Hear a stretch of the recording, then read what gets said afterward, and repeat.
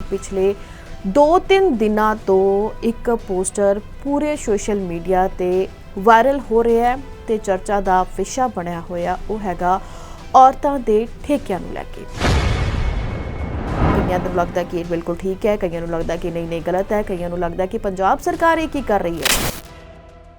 एक जगह ते जलंधर के किसी पिंड दे विच जिथे बोर्ड लग्या इस तरह के औरतों लिए जिहड़ा है इत्थे ठेका उचेचे तौर पर उसका जिक्र किया गया तो उस नूं लैके इन्नी वो जिहड़ी वायरल हुई है, वीडियो इन्नी वायरल हुई है कि ला हो गई उस इशू को लैके।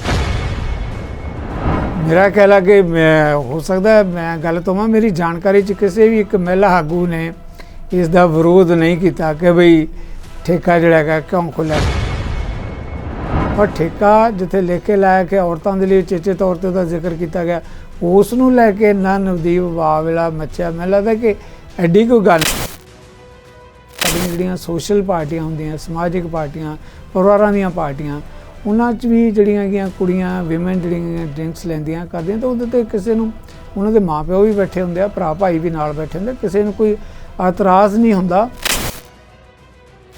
असीं लगदा कि फिजिकल तौर पर तो बहुत सारा कुछ बदल गया। साडा जिहड़ा दिमाग है ना, साडा जिहड़ा माइंड सैट है वो किते अजे भी मैनूं लगदा मर्द समाज प्रधान वाला ही है। ये अधिकार तो साडा ही है, असीं खपखाना कर सकते हैं, असीं ड्रिंक भी कर सकते हैं। एक कुड़ी जां औरत किवें ड्रिंक कर सकती है। जहन दे विच एक सवाल आउंदा है कि मर्दां दी कोई गल हुंदी है तां उस ते इन्ना हौवा नहीं बनाया जांदा, जे औरत की किते ना किते कोई गल आ जाती है तो सोशल मीडिया ते लोग उसनूं भंडना शुरू कर देंदे ने। ये सारा कुछ क्राइम के नाल जुड़िया वा मामला कि तुसीं जदों इदां दे जिहड़े हड़दुंगबाज है, एंटी सोशल एलीमेंट है, वो किसी ढंग नाल किसी कुड़ी की गल कर लो, विमेन की गल कर लो, उसनूं उहदी सिचुएशन एक्सप्लॉइट करना चाहुंदे हुंदे आ, बदनाम करना चाहुंदे हुंदे आ, वो उस वजह दे नाल जिहड़ा हैगा इहो जिहा कोई अदरवाइज किसी नूं कोई अधिकार नहीं है किसी दी पर्सनल लाइफ दे विच इदां जाके जिहड़ा हैगा उहदे बारे कोई पुੱਠ सिੱਧੇ कमेंट करन दा ਜਾਂ ਉਸ ਨੂੰ ਜਿਹੜਾ ਹੈਗਾ ਸੋਸ਼ਲ ਮੀਡੀਆ ਤੇ ਵਾਇਰਲ ਕਰਨ ਦਾ। ਹੁਣ ਕਿਸਾਨੀ ਅੰਦੋਲਨ ਦੀ ਗੱਲ ਹੀ ਲੈ ਲਓ, ਕਿੰਨੀ ਵੱਡੀ ਪੱਧਰ ਤੇ ਔਰਤਾਂ ਦੀ ਪਾਰਟਿਸਿਪੇਸ਼ਨ ਹੈ। ਔਰਤਾਂ ਉੱਥੇ ਜਾ ਕੇ ਲੰਗਰ ਬਣਾਉਂਦੀਆਂ ਸੀ, ਔਰਤਾਂ ਉੱਥੇ ਜਾ ਕੇ ਜਿਹੜਾ ਹੈਗਾ ਘਰ ਦੇ ਕੰਮ ਧੰਦੇ ਜਿੱਦਾਂ ਕਰਦੀਆਂ ਸੀ ਉੱਥੇ ਜਾ ਕੇ ਬਰਤਨ ਸਾਫ਼ ਕਰਨੇ, ਕੰਮ ਕਰਨੇ ਜਿਹੜੇ ਹੈਗੇ ਉਸੇ ਤਰੀਕੇ ਨਾਲ ਜਿੰਦਾਬਾਦ ਮੁਰਦਾਬਾਦ ਵੀ ਕਿਸਾਨਾਂ ਦੇ ਨਾਲ ਬਰਾਬਰ ਖੜਾ ਹੋ ਕੇ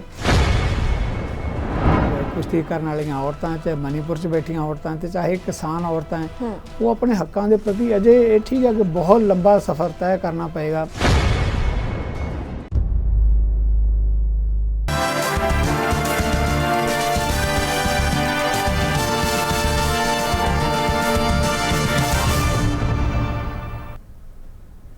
सत श्री अकाल जी, मैं नवदीप धालीवाल। तुसीं वेख रहे हो साडा खास प्रोग्राम न्यूज़ बिहाइंड न्यूज़। ये प्रोग्राम है जिस विच असीं जात मारते हैं वक्-वक् अखबारां दीयां सरगर्मियां ते करदे उत्थों खबरां इकट्ठियां कि किहड़ी खबर है जिस ते गलबात करनी बनदी, क्योंकि इस प्रोग्राम दे विच असीं तुहानूं सही ते सटीक जानकारी देण दी प्रॉपर कोशिश करते हैं।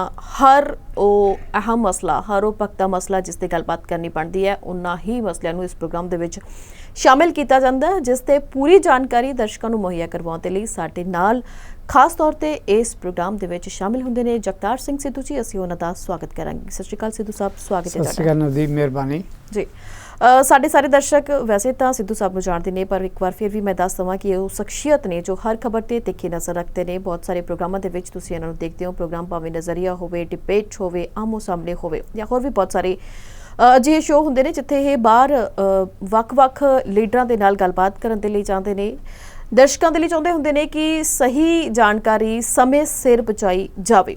तो कोशिश यही रहिंदी आ कि जो भी पंजाब की गल होवे, पंजाबियत की गल होवे, NRI भाईचारा जो बाहरले मुल्कों के विच बैठा है पंजाब बारे ज़्यादा जानना चाहता होंदा है, पंजाब च की चल रहा है, किहड़ी चीज़ खास चल रही है, लीडर की कहते हैं, आम लोग की कहते हैं, तो NRI भाईचारा की कहना चाहता, वो सारिया ही खबरों का आपां इस प्रोग्राम दे विच बिरतांत लैंदे हां कि किवें किहड़ी खबर नूं ढुकवीं बनाया जाए, किहड़ी दर्शकों के सामने सन्मुख रखी जाए। सो अज दियां खबरां हर वार की तरह अहम रहण वालियां ने। सब तो पहला सब तो अहम जे अज की खबर पहली लवांगे कि पिछले 2-3 दिनों तो एक पोस्टर पूरे सोशल मीडिया ते वायरल हो रहा है ते चर्चा का विषय बनया होया वो हैगा औरतां दे ठेकियां नूं लैके। ਵੱਖੋ ਵੱਖਰਾ ਲੋਕਾਂ ਦਾ ਨਜ਼ਰੀਆ ਹੈ, ਵੱਖੋ ਵੱਖਰਾ ਲੀਡਰਾਂ ਦਾ ਨਜ਼ਰੀਆ ਹੈ, ਵੱਖੋ ਵੱਖਰੇ ਜਰਨਲਿਸਟ ਦਾ ਨਜ਼ਰੀਆ ਹੈ। ਸਾਰੇ ਜਾਣੇ ਆਪੋ ਆਪਣੇ ਬਿਆਨਬਾਜ਼ੀ ਕਰ ਰਹੇ ਨੇ। ਕਈਆਂ ਨੂੰ ਲੱਗਦਾ ਕਿ ਇਹ ਬਿਲਕੁਲ ਠੀਕ ਹੈ, ਕਈਆਂ ਨੂੰ ਲੱਗਦਾ ਕਿ ਨਹੀਂ ਗਲਤ ਹੈ, ਕਈਆਂ ਨੂੰ ਲੱਗਦਾ ਕਿ ਪੰਜਾਬ ਸਰਕਾਰ ਇਹ ਕੀ ਕਰ ਰਹੀ ਹੈ, ਕਈ ਰਹਿੰਦੇ ਨੇ ਸਮਾਜ ਦੇ ਵਿੱਚ ਇਹ ਕੀ ਹੋ ਰਿਹਾ।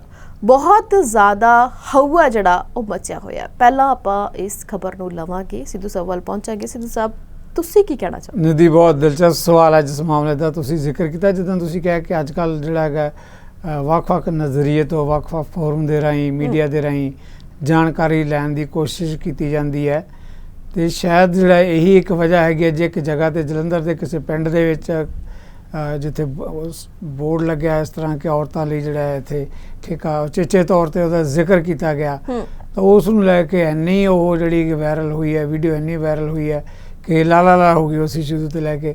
ਸਥਿਤੀ ਇਹ ਬਣੀ ਹੈ, ਜਦੋਂ ਹੁਣ ਆਪਾਂ ਗੱਲ ਕਰ ਰਹੇ ਹਾਂ, ਮੈਂ ਦੇਖ ਰਿਹਾ ਸੀਗਾ ਕਿ ਜਿਹੜਾ ਸੰਬੰਧਿਤ ਵਿਭਾਗ ਆ ਉਹਨਾਂ ਨੇ ਉਹ ਪੋਸਟਰ ਦਾ ਉੱਥੋਂ ਬੋਰਡ ਤਾਂ ਹੋਰਡਿੰਗ ਤਾਂ ਹਟਾ ਹੀ ਲਿਆ, ਤੇ ਸ਼ਾਇਦ ਹੋ ਸਕਦਾ ਠੇਕਾ ਵੀ ਉੱਥੋਂ ਚੁੱਕ ਲਿਆ ਜਾਵੇ। ਪਰ ਸਵਾਲ ਠੇਕਾ ਹੋਣ ਜਾਂ ਨਾ ਹੋਣ ਦਾ ਨਹੀਂ। ਨਵਦੀਪ, ਜੇ ਔਰਤਾਂ ਦੇ ਡਰਿੰਕ ਕਰਨ ਦੀ, ਦੇਖੋ ਇੱਕ ਡਿਬੇਟੇਬਲ ਇਸ਼ੂ ਹੈ ਕਿ ਡਰਿੰਕ ਕਰਨੀ ਚਾਹੀਦੀ ਹੈ ਕਿ ਨਹੀਂ ਕਰਨੀ ਚਾਹੀਦੀ, ਨਸ਼ੇ ਕਰਨੇ ਚਾਹੀਦੇ ਹੈ ਕਿ ਨਹੀਂ ਕਰਨੇ ਚਾਹੀਦੇ, ਇੱਕ ਵੱਖਰਾ ਮੁੱਦਾ ਹੈ ਤੇ ਲੰਬੀ ਚੌੜੀ ਬਹਿਸ ਇਕੱਲੇ ਇਸ਼ੂ 'ਤੇ ਹੋ ਸਕਦਾ, ਐਡਾ ਵੱਡਾ ਮਾਮਲਾ ਜੀ।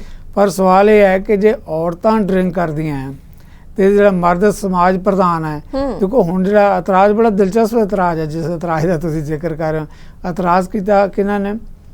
ਜਿਹੜੇ ਕਿਸੇ ਨਾ ਕਿਸੇ ਗਰੁੱਪ ਦੇ, ਕਿਸੇ ਪਾਰਟੀ ਦੇ ਪ੍ਰਧਾਨ ਹੈ। ਅੱਜ ਕੱਲ੍ਹ ਸੁਨੀਲ ਜਾਖੜ ਹੋ ਸਕਦੇ ਹੈ, ਕਾਂਗਰਸ ਪਾਰਟੀ ਦੇ ਪ੍ਰਧਾਨ ਜਿਹੜੇ ਹੈਗੇ ਰਾਜਾ ਵੜਿੰਗ ਹੋ ਸਕਦੇ ਹੈ, ਇੱਦਾਂ ਹੀ ਕੋਈ ਹੋਰ ਆਗੂ ਹੋ ਸਕਦਾ।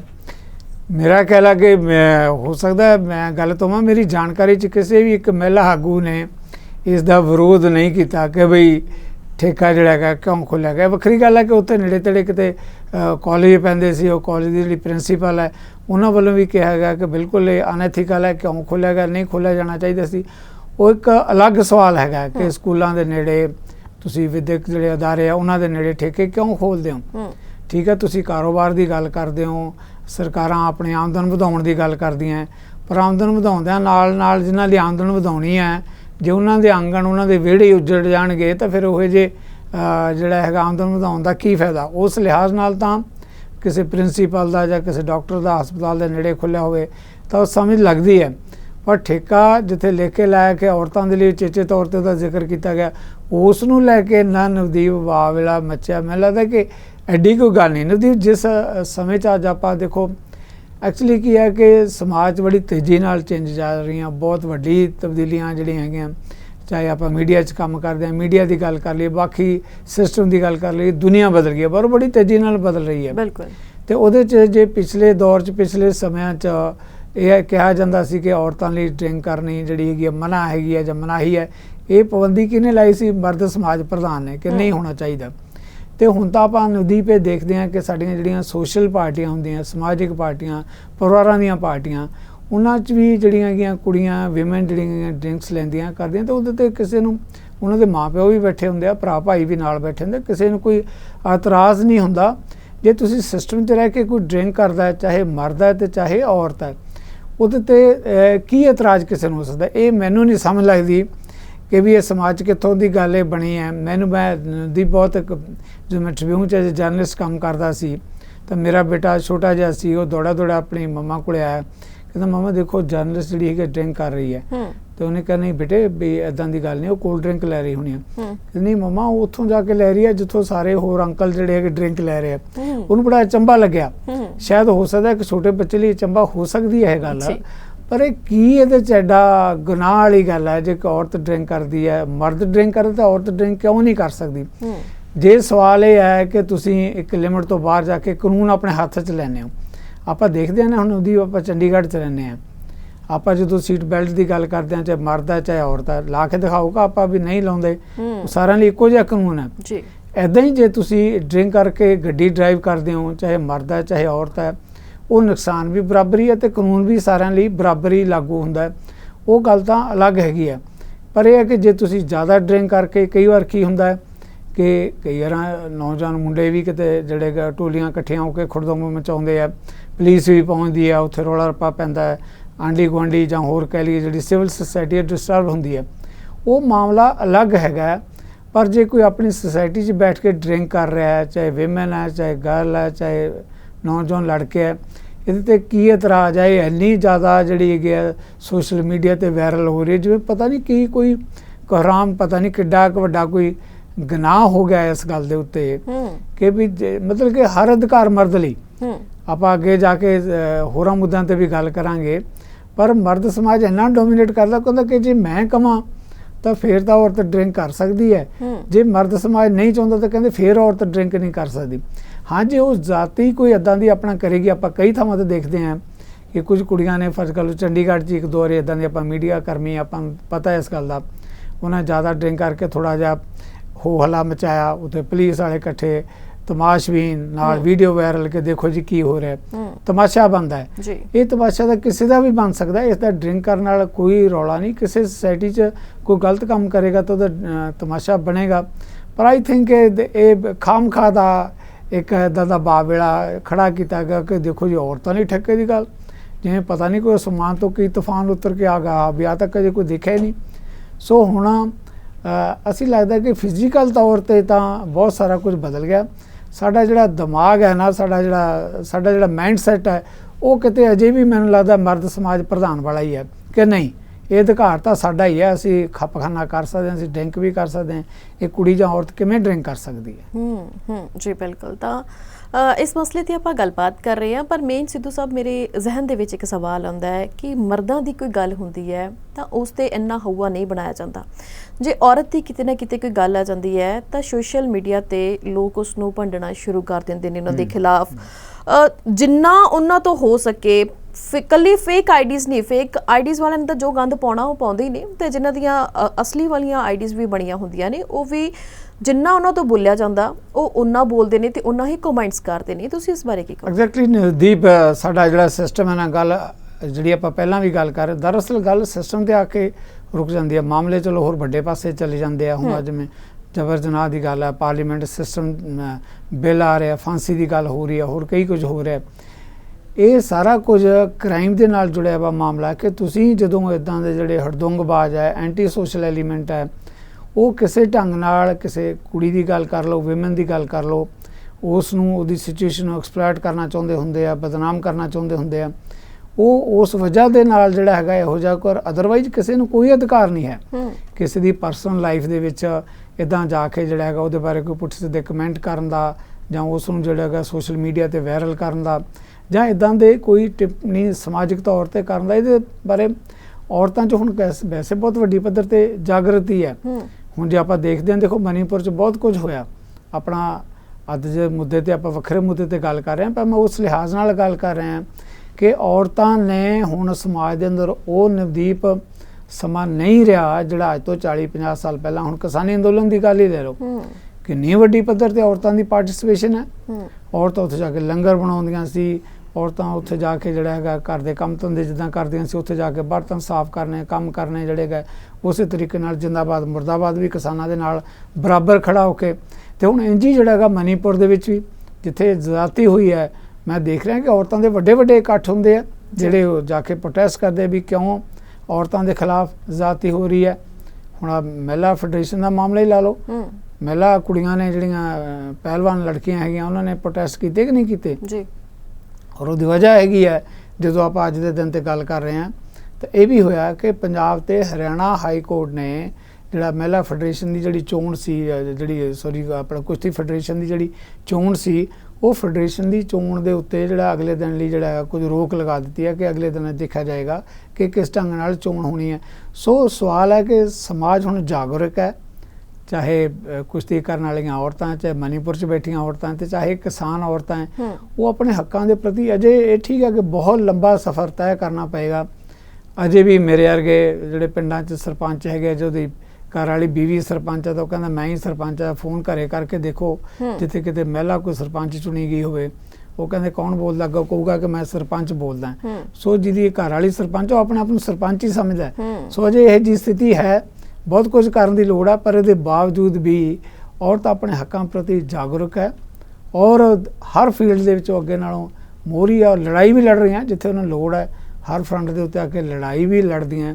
ਸੋ ਇਸ ਕਰਕੇ ਕਿਤੇ ਗਲਬਾ ਜਿਹੜਾ ਹੈਗਾ ਦੂਰ ਵੀ ਹੋਇਆ, ਪਰ ਅਜੇ ਵੀ ਮੈਨੂੰ ਲੱਗਦਾ ਹੈ ਕਿ ਔਰਤਾਂ ਨੂੰ ਆਪਣੇ ਹੱਕਾਂ ਦੀ ਪ੍ਰਾਪਤੀ ਲਈ ਵੱਡਾ ਮਾਮਲਾ ਇਹਦੇ 'ਤੇ ਆਪਾਂ ਲੰਬੀ ਬਹਿਸ ਕਰ ਸਕਦੇ ਹਾਂ। ਪਾਰਲੀਮੈਂਟ 'ਚ ਸੀਟਾਂ ਦੇ ਰਾਖਵੇਂ ਕਰਨ ਤੋਂ ਲੈ ਕੇ ਪਿੰਡ ਦੀ ਸਰਪੰਚੀ ਤੱਕ ਵੱਡੇ ਇਸ਼ੂ ਹੈ। ਲੜ ਰਹੀਆਂ ਔਰਤਾਂ ਔਰ ਪ੍ਰਾਪਤੀਆਂ ਵੀ ਹੈਗੀਆਂ ਇਹਨਾਂ ਦੀ, ਇਹਦੇ ਬਾਰੇ ਕੋਈ ਦੋ ਰਾਏ ਨਹੀਂ ਜੀ ਬਿਲਕੁਲ। ਤਾਂ ਗੱਲ ਔਰਤਾਂ ਦੀ ਚੱਲੀ ਹੈ ਤੇ ਨਾਲ ਗੱਲ ਚੱਲੀ ਹੈ ਸਰਪੰਚੀ ਨੂੰ ਲੈ ਕੇ ਕਿ 5 ਸਰਪੰਚ ਔਰਤਾਂ ਬਣਦੀਆਂ ਨੇ, ਪਰ ਉਹ ਸਿਰਫ ਇੱਕ ਸੀਟ ਦੀਆਂ ਹੀ ਹੱਕਦਾਰ ਹੁੰਦੀਆਂ ਨੇ। ਉਹਨਾਂ ਦੀ ਥਾਂ ਤੇ ਕੰਮ ਕਰਨਾ ਜਾਂ ਫਿਰ ਉਹਨਾਂ ਨੂੰ ਆਪਣੇ ਕੰਮਾਂ ਦਾ ਪਤਾ ਨਹੀਂ ਹੁੰਦਾ ਕਿ ਉਹਨਾਂ ਕੋਲ ਕਿੰਨੀ ਕੁ ਪਾਵਰ ਹੈ, ਕਿਹੜਾ ਕੰਮ ਉਹ ਕਰਵਾ ਸਕਦੀਆਂ ਨੇ, ਕਿੱਥੇ ਉਹਨਾਂ ਨੇ ਜਾਣਾ। ਕਈ ਤਾਂ ਵਿਚਾਰੀਆਂ ਇਦਾਂ ਦੀਆਂ ਨੇ ਜਿਨ੍ਹਾਂ ਦੇ ਗੁੱਠੇ ਨਾਲ ਹੀ ਸਭ ਕੁਝ ਚੱਲਦਾ, ਪਰ ਉਹਨਾਂ ਦੀ ਥਾਂ ਤੇ ਉਹਨਾਂ ਦੇ ਹਸਬੈਂਡ, ਉਹਨਾਂ ਦੇ ਘਰ ਵਾਲੇ ਜਾਂ ਫਿਰ ਉਹਨਾਂ ਦੇ ਸਪੁੱਤਰ ਜਿਹੜੇ ਕੰਮਕਾਜ ਕਰਦੇ ਨੇ। ਤਾਂ ਪਿੰਡ ਦੇ ਲੋਕਾਂ ਨੂੰ ਇਹੀ ਨਹੀਂ ਪਤਾ ਹੁੰਦਾ ਕਿ ਸਾਡੇ ਪਿੰਡ ਦਾ ਜਿਹੜਾ ਸਰਪੰਚ ਹੈ ਉਹ ਔਰਤ ਹੈ ਜਾਂ ਉਹ ਮਰਦ ਹੈ, ਕਿਉਂਕਿ ਔਰਤ ਸੀਟ ਜਿੱਤ ਲੈਂਦੀ ਹੈ ਪਰ ਉਹਦੀ ਥਾਂ ਤੇ ਕੰਮ ਹੈ ਜਿਹੜਾ ਉਹਦੇ ਘਰ ਵਾਲੇ ਤੋਂ ਲਿਆ ਜਾਂਦਾ, ਤਾਂ ਉਹ ਖੁਦ ਆਪਣੀ ਘਰ ਵਾਲੀ ਨੂੰ ਘਰ ਤੋਂ ਬਾਹਰ ਨਹੀਂ ਨਿਕਲਣ ਦਿੰਦਾ। ਇਸ ਲਈ ਔਰਤਾਂ ਨੂੰ ਆਪਣੇ ਹੱਕਾਂ ਪ੍ਰਤੀ ਜਾਗਰੂਕ ਹੋਣਾ ਪੈਂਦਾ। ਮੈਨੂੰ ਲੱਗਦਾ ਸ਼ਾਇਦ ਸੌਰੀ ਤੁਹਾਨੂੰ ਵਿੱਚ ਟੋਕਣ ਲੱਗਿਆ ਹੈ, ਬਿਲਕੁਲ ਇਸ ਗੱਲ ਤੁਹਾਡੀ ਗੱਲ 'ਚ ਵਾਧਾ ਹੀ ਕਰਨਾ ਚਾਹੁੰਦਾ। ਆਪਾਂ ਪੰਚਾਇਤ ਸਰਪੰਚਾਂ ਦੀ ਗੱਲ ਕਰਦੇ ਹਾਂ ਨਾ, ਮੈਂ ਬੀਇੰਗ ਏ ਜਰਨਲਿਸਟ ਦੇਖਦਾ ਹਾਂ ਕਿ ਕਈ ਜਿਹੜੀਆਂ ਕੈਬਨਿਟ ਮੰਤਰੀ ਮਹਿਲਾ ਬਣ ਜਾਂਦੀਆਂ ਨਾ, ਸਾਰਿਆਂ ਬਾਰੇ ਤਾਂ ਨਹੀਂ ਆਪਾਂ ਕਹਿ ਸਕਦੇ, ਕਈ ਮਹਿਲਾ ਕੈਬਨਿਟ ਮੰਤਰੀ ਬਣੀਆਂ, ਉਹਨਾਂ ਦੇ ਘਰ ਵਾਲੇ ਜਿਹੜੇ ਉਹਨਾਂ ਦੇ ਪੀਏ ਬਣ ਗਏ। ਪੀਏ ਬਣ ਕੇ ਜਾਣੀ ਸਾਰਾ ਜਿਹੜਾ ਡਿਪਾਰਟਮੈਂਟ ਦਾ ਕੰਮ ਹੈ ਉਹੀ ਹੋਲਡ ਕਰਦੇ ਆ, ਉਹੀ ਅਧਿਕਾਰੀਆਂ ਨੂੰ ਡਾਇਰੈਕਸ਼ਨ ਦਿੰਦੇ ਆ। ਇਸ ਕਰਕੇ ਇੱਕ ਅੱਧੀ ਜਿਹੜੀ ਮਹਿਲਾ ਕੈਬਨਿਟ ਮੰਤਰੀ ਬਣੀ ਉਸ ਨੂੰ ਸ਼ਾਇਦ ਬਾਅਦ ਵਿੱਚ ਆਪਣੇ ਅਹੁਦੇ ਤੋਂ ਹੱਥ ਵੀ ਧੋਣੇ ਪਏ, ਕਿਉਂਕਿ ਪਤਾ ਹੀ ਲੱਗ ਰਿਹਾ ਸੀ ਕਿ ਉਹਦਾ ਜਿਹੜਾ ਘਰ ਵਾਲਾ ਸੀਗਾ, ਹਸਬੈਂਡ ਸੀ ਜਿਹੜਾ ਦਾ, ਇੰਨਾ ਡੋਮੀਨੇਟ ਕਰਦਾ ਸੀ ਕਿ ਮਹਿਕਮਾ ਹੀ ਉਹ ਚਲਾ ਰਿਹਾ ਸੀ। ਸੋ ਸਿਸਟਮ 'ਚ ਇਹ ਠੀਕ ਹੈ ਕਿ ਕਾਨੂੰਨ ਨੇ ਜਿਹੜਾ ਵਿਵਸਥਾ ਇਹੋ ਜਿਹੀ ਕੀਤੀ ਕਿ ਮਹਿਲਾ ਜਿਹੜੀ ਕੀ ਹੈ ਕੈਬਨਿਟ ਮੰਤਰੀ ਤੱਕ ਪਹੁੰਚ ਗਈ ਹੈ, ਪਰ ਮਰਦ ਸਮਾਜ ਜਿਹੜਾ ਪ੍ਰਧਾਨ ਅਜੇ ਵੀ ਇੰਨੀ ਉਹਦੀ ਡੋਮੀਨੈਂਸੀ ਹੈ ਕਿ ਉਹਦੇ ਘਰ ਵਾਲਾ ਜਿਹੜਾ ਹੈਗਾ ਪੀਏ ਬਣ ਕੇ ਮਹਿਕਮਾ ਚਲਾ ਰਿਹਾ। ਸੋ ਕਾਫੀ ਕੁਝ ਹੈ ਜੇ ਇਹਦੇ 'ਚ ਦਿਲਚਸਪ ਹੈ, ਜਿਹੜਾ ਤਬਦੀਲੀ ਦੀ ਲੋੜ ਹੈ ਇਹਨਾਂ ਦੀ। ਜੀ ਬਿਲਕੁਲ, ਤੇ ਤਬਦੀਲੀਆਂ ਦੀ ਬੇਹੱਦ ਜ਼ਰੂਰਤ ਹੈ। ਤਾਂ ਮੈਨੂੰ ਲੱਗਦਾ ਕਿ ਪੰਜਾਬ ਸਰਕਾਰ ਨੇ ਇਸ ਲਈ ਗਰਾਊਂਡ ਪੱਧਰ ਤੋਂ ਤਬਦੀਲੀਆਂ ਕਰਨੀਆਂ ਸ਼ੁਰੂ ਕਰਤੀਆਂ ਨੇ, ਕਿਉਂਕਿ ਜਿਸ ਦਾ ਆਈਡੀਆ ਅਸੀਂ ਪੰਚਾਇਤੀ ਸਿਸਟਮ ਜਿਹੜਾ ਹੁਣ ਭੰਗ ਕੀਤਾ ਹੈ ਤੇ ਦੁਬਾਰਾ ਤੋਂ ਚੋਣਾਂ ਹੋਣ ਦਾ ਐਲਾਨ ਹੋਇਆ ਕਿ 31 ਦਸੰਬਰ ਤੱਕ ਦੁਬਾਰਾ ਤੋਂ ਚੋਣਾਂ ਹੋਣਗੀਆਂ, 5 ਸਰਪੰਚ ਨਵੇਂ ਬਣਨਗੇ। ਤਾਂ ਹੁਣ ਔਰਤਾਂ ਕਿਵੇਂ ਅੱਗੇ ਆਉਣਗੀਆਂ, ਕਿੱਦਾਂ ਉਹ ਆਪਣਾ ਕੰਮਕਾਜ ਸੰਭਾਲਣਗੀਆਂ, ਕਿੱਦਾਂ ਪੰਜਾਬ ਸਰਕਾਰ ਹੈ ਜਿਹੜੀ ਉਹਨਾਂ ਨੂੰ ਹੋਰ ਕੰਮਕਾਰ ਕਰਨ ਦੇ ਲਈ ਉਤਸ਼ਾਹਿਤ ਕਰਦੀ ਹੈ, ਤਾਂ ਆਉਣ ਵਾਲਾ ਵਕਤ ਹੀ ਦੱਸੇਗਾ। ਪਰ ਫਿਲਹਾਲ ਸਮਾਂ ਰਹਿੰਦਿਆਂ ਹਲੇ ਸਮਾਂ 1.5 ਤੋਂ ਪੌਣੇ 2 ਸਾਲ ਦਾ ਸਮਾਂ ਸੀ ਇਲੈਕਸ਼ਨਸ ਦੇ ਵਿੱਚ, ਪਰ ਉਸ ਤੋਂ ਪਹਿਲਾਂ ਹੀ ਪੰਚਾਇਤੀ ਸੰਸਥਾਵਾਂ ਭੰਗ ਕਿਉਂ ਕਰ ਦਿੱਤੀਆਂ ਗਈਆਂ ਨੇ, ਕਿਹੜੇ ਕਾਰਨ ਰਹਿ ਸਕਦੇ ਨੇ, ਉਸ ਦੇ ਲਈ ਆਪਾਂ ਸਿੱਧੂ ਸਾਹਿਬ ਵੱਲ ਵਧਾਂਗੇ। ਸਿੱਧੂ ਸਾਹਿਬ, ਕੀ ਕਹਿਣਾ ਤੁਹਾਡਾ? ਨਵਦੀਪ, ਜਿੱਦਾਂ ਆਪਾਂ ਪਹਿਲਾਂ ਗੱਲ ਕਰ ਰਹੇ ਸੀ, ਦੇਖੋ ਪੋਲੀਟੀਕਲ ਸਿਸਟਮ ਕਿਆ ਕਮਾਲ ਦਾ ਸਿਸਟਮ ਹੈ। ਅੱਗੇ ਵੀ ਮੈਂ ਕਹਿਣਾ ਹੁੰਦਾ ਕਿ ਦੇਖਦੇ ਆ ਕਿ ਸੱਤਾ ਕਿਵੇਂ ਹਾਸਲ ਕੀਤੀ ਜਾ ਸਕਦੀ ਹੈ, ਜੇ ਹਾਸਲ ਕਰ ਲਈ ਹੈ ਤਾਂ ਕਿਵੇਂ ਬਣਿਆ ਰਹਿ ਸਕਦਾ ਹੈ। ਮੈਨੂੰ ਉਸ ਦਿਨ ਯਾਦ ਹੈ ਜਦੋਂ ਸੁਖਬੀਰ ਬਾਦਲ ਜਦੋਂ ਨੇ ਸੱਤਾ ਸੀਗੀ, ਅਕਾਲੀ ਦਲ ਪਾਵਰ ਸੀ ਪੰਜਾਬ ਦੇ ਅੰਦਰ, ਤਾਂ ਸੁਖਬੀਰ ਬਾਦਲ ਦਾ ਬਿਆਨ ਆਇਆ ਕਿ ਅਸੀਂ 25 ਸਾਲ ਪੰਜਾਬ ਦੇ ਅੰਦਰ 25 ਸਾਲ ਕਹਿੰਦੇ ਅਸੀਂ ਕਿਧਰੇ ਨਹੀਂ ਜਾਣ ਵਾਲੇ। ਹੁਣ ਇਸੇ ਤਰੀਕੇ ਨਾਲ ਪੰਜਾਬ 'ਚ ਆਪ ਵਾਲੇ ਆ ਗਏ ਹੈ, ਅਸੀਂ ਤਾਂ ਕਹਿੰਦੇ ਹਾਂ 25 ਸਾਲ ਰਹਿਣ ਚਾਹੇ 50 ਸਾਲ ਰਹਿਣ, ਇਹ ਫੈਸਲਾ ਤਾਂ ਪੰਜਾਬੀਆਂ ਨੇ ਕਰਨਾ ਹੈ। ਪਰ ਆਪਾਂ ਗੱਲ ਕਰਦੇ ਹਾਂ ਕਿ ਪੋਲੀਟੀਕਲ ਸਿਸਟਮ ਕਿਸ ਨੀਅਤ ਦੇ ਨਾਲ ਸਾਰਾ ਤਾਣਾ ਬਾਣਾ ਬੁਣਦਾ ਹੈ। ਹੁਣ ਸਾਲ 1.5 ਸਾਲ ਇਹਨਾਂ ਨੂੰ ਪਾਵਰ 'ਚ ਆਇਆ ਨੂੰ ਵੀ ਹੋ ਗਿਆ, ਕਈ ਗੱਲਾਂ ਚੰਗੀਆਂ ਵੀ ਕੀਤੀਆਂ, ਕਈ ਗੱਲਾਂ ਦੇ ਉੱਤੇ ਆਲੋਚਨਾ ਵੀ ਹੋ ਰਹੀ ਹੈ। ਅੱਗੇ ਸਾਹਮਣੇ ਨਵਦੀਪ ਜਿਹੜਾ ਸਵਾਲ ਤੁਸੀਂ ਕੀਤਾ ਨਾ, ਦੇਖੋ ਬਿਲਕੁਲ ਇੱਕ ਦੀਵਾਰ 'ਤੇ ਲਿਖਿਆ ਹੋਇਆ ਹੈ ਕਿ ਪਾਰਲੀਮੈਂਟ ਦੀਆਂ ਇਲੈਕਸ਼ਨਾਂ ਆ ਹੀ ਰਹੀਆਂ, ਇਹਦੇ ਬਾਰੇ ਕੋਈ ਦੋ ਰਾਏ ਨਹੀਂ ਜੀ। ਪਾਰਲੀਮੈਂਟ ਇਲੈਕਸ਼ਨ ਦੇ ਮੱਦੇਨਜ਼ਰ ਜਿਹੜੇ ਹੈਗੇ ਆਪ ਵਾਲੇ ਜਿਹੜੇ ਭਾਈ ਸਾਹਿਬ ਜਿਹੜੇ ਬੜੀ ਡੈਮੋਕ੍ਰੇਸੀ ਦੀ ਵਕਾਲਤ ਕਰਦੇ ਹੈ, ਜਿਹੜੇ ਕਹਿੰਦੇ ਅਸੀਂ ਪੰਚਾਂ ਸਰਪੰਚਾਂ ਦੀ ਬੜੀ ਕਦਰ ਕਰਦੇ ਹਾਂ, ਇੱਜ਼ਤ ਕਰਦੇ ਹਾਂ, ਉਹਨਾਂ ਨੇ ਸਮੇਂ ਤੋਂ ਪਹਿਲਾਂ ਹੀ ਜ਼ਿਲ੍ਹਾ ਪ੍ਰੀਸ਼ਦਾਂ, ਪੰਚਾਇਤ ਸਮਿਤੀਆਂ, ਸਾਰੀਆਂ ਜਿਹੜੀਆਂ ਸੰਸਥਾਵਾਂ ਸੀ ਪੰਚਾਇਤਾਂ ਨਾਲ ਸੰਬੰਧਿਤ, ਉਹ ਸਾਰੀਆਂ ਭੰਗ ਕਰਤੀਆਂ। ਹੁਣ ਇਲੈਕਸ਼ਨ ਕਦੋਂ ਹੋਣੀ ਹੈ? ਜਾ ਕੇ ਨਵੰਬਰ ਦਸੰਬਰ ਦੇ ਵਿੱਚ ਜੀ। ਇੱਕ ਤਾਂ 6 ਮਹੀਨੇ ਪਹਿਲਾਂ ਹੀ ਜਿਹੜਾ ਹੈਗਾ ਉਸ ਨੂੰ ਭੰਗ ਕਰ ਦੇਣ ਦਾ ਅਰਥ ਸਿੱਧੇ ਤੌਰ ਤੇ ਜਾਂਦਾ ਕਿ ਉੱਥੇ ਪ੍ਰਸ਼ਾਸਕ ਲੱਗਣਗੇ ਜੀ। ਪ੍ਰਸ਼ਾਸਕ ਕੌਣ ਹੋਣਗੇ? ਬਾਬੂ ਲੋਕ ਹੋਣਗੇ, ਜਿਹੜੇ ਅਧਿਕਾਰੀ ਹੋਣਗੇ, ਉਹ ਚਲਾਉਣਗੇ ਮਹਿਕਮੇ ਨੂੰ। ਹੁਣ ਇੱਕ ਬੜਾ ਨਵਦੀਪ ਇੱਕ ਹੜਦੁੰਗ ਕਿਸਮ ਦਾ ਮਾਹੌਲ ਪਿੰਡਾਂ 'ਚ ਇਹਦੇ ਨਾਲ ਬਣ ਸਕਦਾ। ਇਸ ਕਰਕੇ ਬਣ ਸਕਦਾ ਹੈ ਕਿ ਜਿਹੜੇ ਸਰਪੰਚਾਂ ਦੀ ਕੋਈ ਪਲੈਨਿੰਗ ਕਰੀ ਵੀ ਸੀ ਕਿ ਅਸੀਂ ਆਪਣੇ ਪਿੰਡ ਦਾ ਵਿਕਾਸ ਕਰਨਾ, ਕਿਸੇ ਛੱਪੜ ਦੀ ਗੱਲ ਕਰਦੇ ਹੋਣੇ ਆ, ਕਿਸੇ ਨਾਲੀ ਦੀ ਗੱਲ ਕਰਦੇ ਹੋਣੇ ਆ, ਕਿਸੇ ਰਸਤੇ ਦੀ ਗੱਲ ਕਰਦੇ ਹੋਣੇ ਆ, ਜਾਂ ਹੋਰ ਸੀਵਰੇਜ ਸਿਸਟਮ ਦੀ, ਬਹੁਤ ਕੁਝ ਪਿੰਡਾਂ 'ਚ ਵਿਕਾਸ ਨਾਲ ਸੰਬੰਧਿਤ ਹੈਗਾ। ਉਹਦੇ ਲਈ ਗਰੰਟਾਂ ਵੀ ਲੈਂਦੇ ਆ, ਪੈਸੇ ਵੀ ਆਉਂਦੇ ਆ ਜਿਹੜਾ ਹੈਗਾ ਉਹ। ਹੁਣ ਕਈਆਂ ਨੇ ਜਦੋਂ ਅਚਾਨਕ ਹੀ ਐਲਾਨ ਹੋ ਗਿਆ ਤਾਂ ਉਹ ਪੈਸੇ ਧਰੇ ਧਰੇ ਰਹਿ ਜਾਣੇ ਆ। ਕੀ ਬਣੇਗਾ? ਉਹ ਪੈਸੇ ਵਾਪਸ ਕਰਨਗੇ। ਜੇ ਉਹ ਉੱਥੇ ਉਹਨਾਂ ਕੋਲੇ ਪਏ ਰਹਿੰਦੇ ਆ ਤਦ ਸਮੱਸਿਆ, ਜੇ ਬਗੈਰ ਖਰਚੇ ਪਏ ਰਹੇ ਤਦ ਸਮੱਸਿਆ। ਮਹਿਕਮੇ ਨੂੰ ਪੁੱਛਿਆ ਜਾਏਗਾ ਕਿ ਤੁਸੀਂ ਪੈਸੇ ਤੁਹਾਡੇ ਖਾਤੇ 'ਚ ਇੰਨੇ ਚਿਰ ਦੇ ਪਏ ਰਹੇ, ਪੰਚਾਇਤ ਵਾਲਿਆਂ ਨੇ ਕੀਤਾ ਕੀ, ਵਰਤੇ ਕਿਉਂ ਨਹੀਂ? ਜੇ ਕੱਲ ਨੂੰ ਦੇਖੋ ਨਵਦੀਪ ਕਿਆ ਕਮਾਲ ਦਾ ਫੈਸਲਾ ਲਿਆ ਇਹਨਾਂ ਨੇ। ਕੱਲ ਨੂੰ ਜਿਹੜੇ ਹੁਣ ਮੌਜੂਦਾ ਸਰਪੰਚ ਆ, ਕਿਉਂਕਿ ਇਹਨਾਂ ਨੂੰ ਇਹ ਤਾਂ ਪਤਾ ਨਹੀਂ ਸੀ ਵੀ ਸਾਡੀ ਟਰਮ ਜਿਹੜੀ ਹੈਗੀ ਆ ਖਤਮ ਹੋਣ ਜਾ ਰਹੀ ਹੈ। ਇਹ ਅਚਾਨਕ ਇੱਦਾਂ ਜਿਵੇਂ ਚੱਲਦੀ ਟ੍ਰੇਨ ਨੂੰ ਬ੍ਰੇਕਾਂ ਲਾ ਦਿਓ ਨਾ, ਮੁਸਾਫਰ ਨੂੰ ਕੋਈ ਪਤਾ ਨਹੀਂ ਹੁੰਦਾ ਵੀ ਅਸੀਂ ਕਿਹੜੇ ਸਟੇਸ਼ਨ ਤੇ ਪਹੁੰਚ ਗਏ ਹਾਂ। ਇੱਦਾਂ ਹੀ ਸਰਪੰਚ ਨੇ ਉਸ ਦਾ ਦਿਨ ਚੜ੍ਹਦੇ ਨੂੰ ਸਿਰ ਚੁੱਕ ਕੇ ਦੇਖਿਆ ਹੋਵੇ ਹੈ ਵੀ ਸਾਡੀ ਤਾਂ ਬ੍ਰੇਕ ਲੱਗ ਗਈ ਹੈ, ਸਾਡਾ ਤਾਂ ਸਿਸਟਮ ਜਿਹੜਾ ਇੱਥੇ ਹੀ ਆ ਕੇ ਖੜ ਗਿਆ, ਇਸ ਤੋਂ ਅੱਗੇ ਅਸੀਂ ਪੰਚ ਸਰਪੰਚ ਹੈ ਹੀ ਨਹੀਂ, ਪਾਬੰਦੀ ਲੱਗ ਗਈ ਹੈ। ਸੋ ਉਹ ਜਿਹੜਾ ਹੈਗਾ ਉਹਨਾਂ ਨੇ ਹੁਣ ਜਿਹੜਾ ਸਿਸਟਮ ਜਿਹੜਾ ਬਣਾਇਆ ਹੋਇਆ ਕਿ ਵੀ ਇੱਦਾਂ ਖਰਚ ਕਰਨਾ ਹੈ, ਕੋਈ ਪਲੈਨਿੰਗ ਕਰੀ ਹੋਏਗੀ।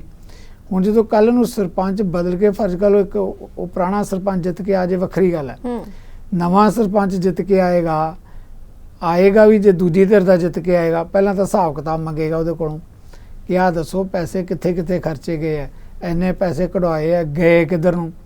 ਅੱਛਾ, ਅਕਸਰ ਜਿਹੜੇ ਪਿੰਡਾਂ ਦੇ ਸਰਪੰਚ ਹੁੰਦੇ ਆ, ਕਈ ਵਾਰੀ ਮੈਂ ਇਹ ਤਾਂ ਨਹੀਂ ਕਹਾਂਗਾ ਕਿ ਵੀ ਉਹਨਾਂ ਨੂੰ ਸਮਝ ਨਹੀਂ ਹੁੰਦੀ, ਪਰ ਵੱਡੀਆਂ ਰਾਸ਼ਟਰੀ ਧਿਰਾਂ ਦੇ ਮੁਕਾਬਲੇ 'ਚ ਥੋੜ੍ਹੇ ਜਿਹੇ ਸਿੰਪਲ ਸਾਦੇ ਸੁਭਾਅ ਦੇ ਹੁੰਦੇ ਆ।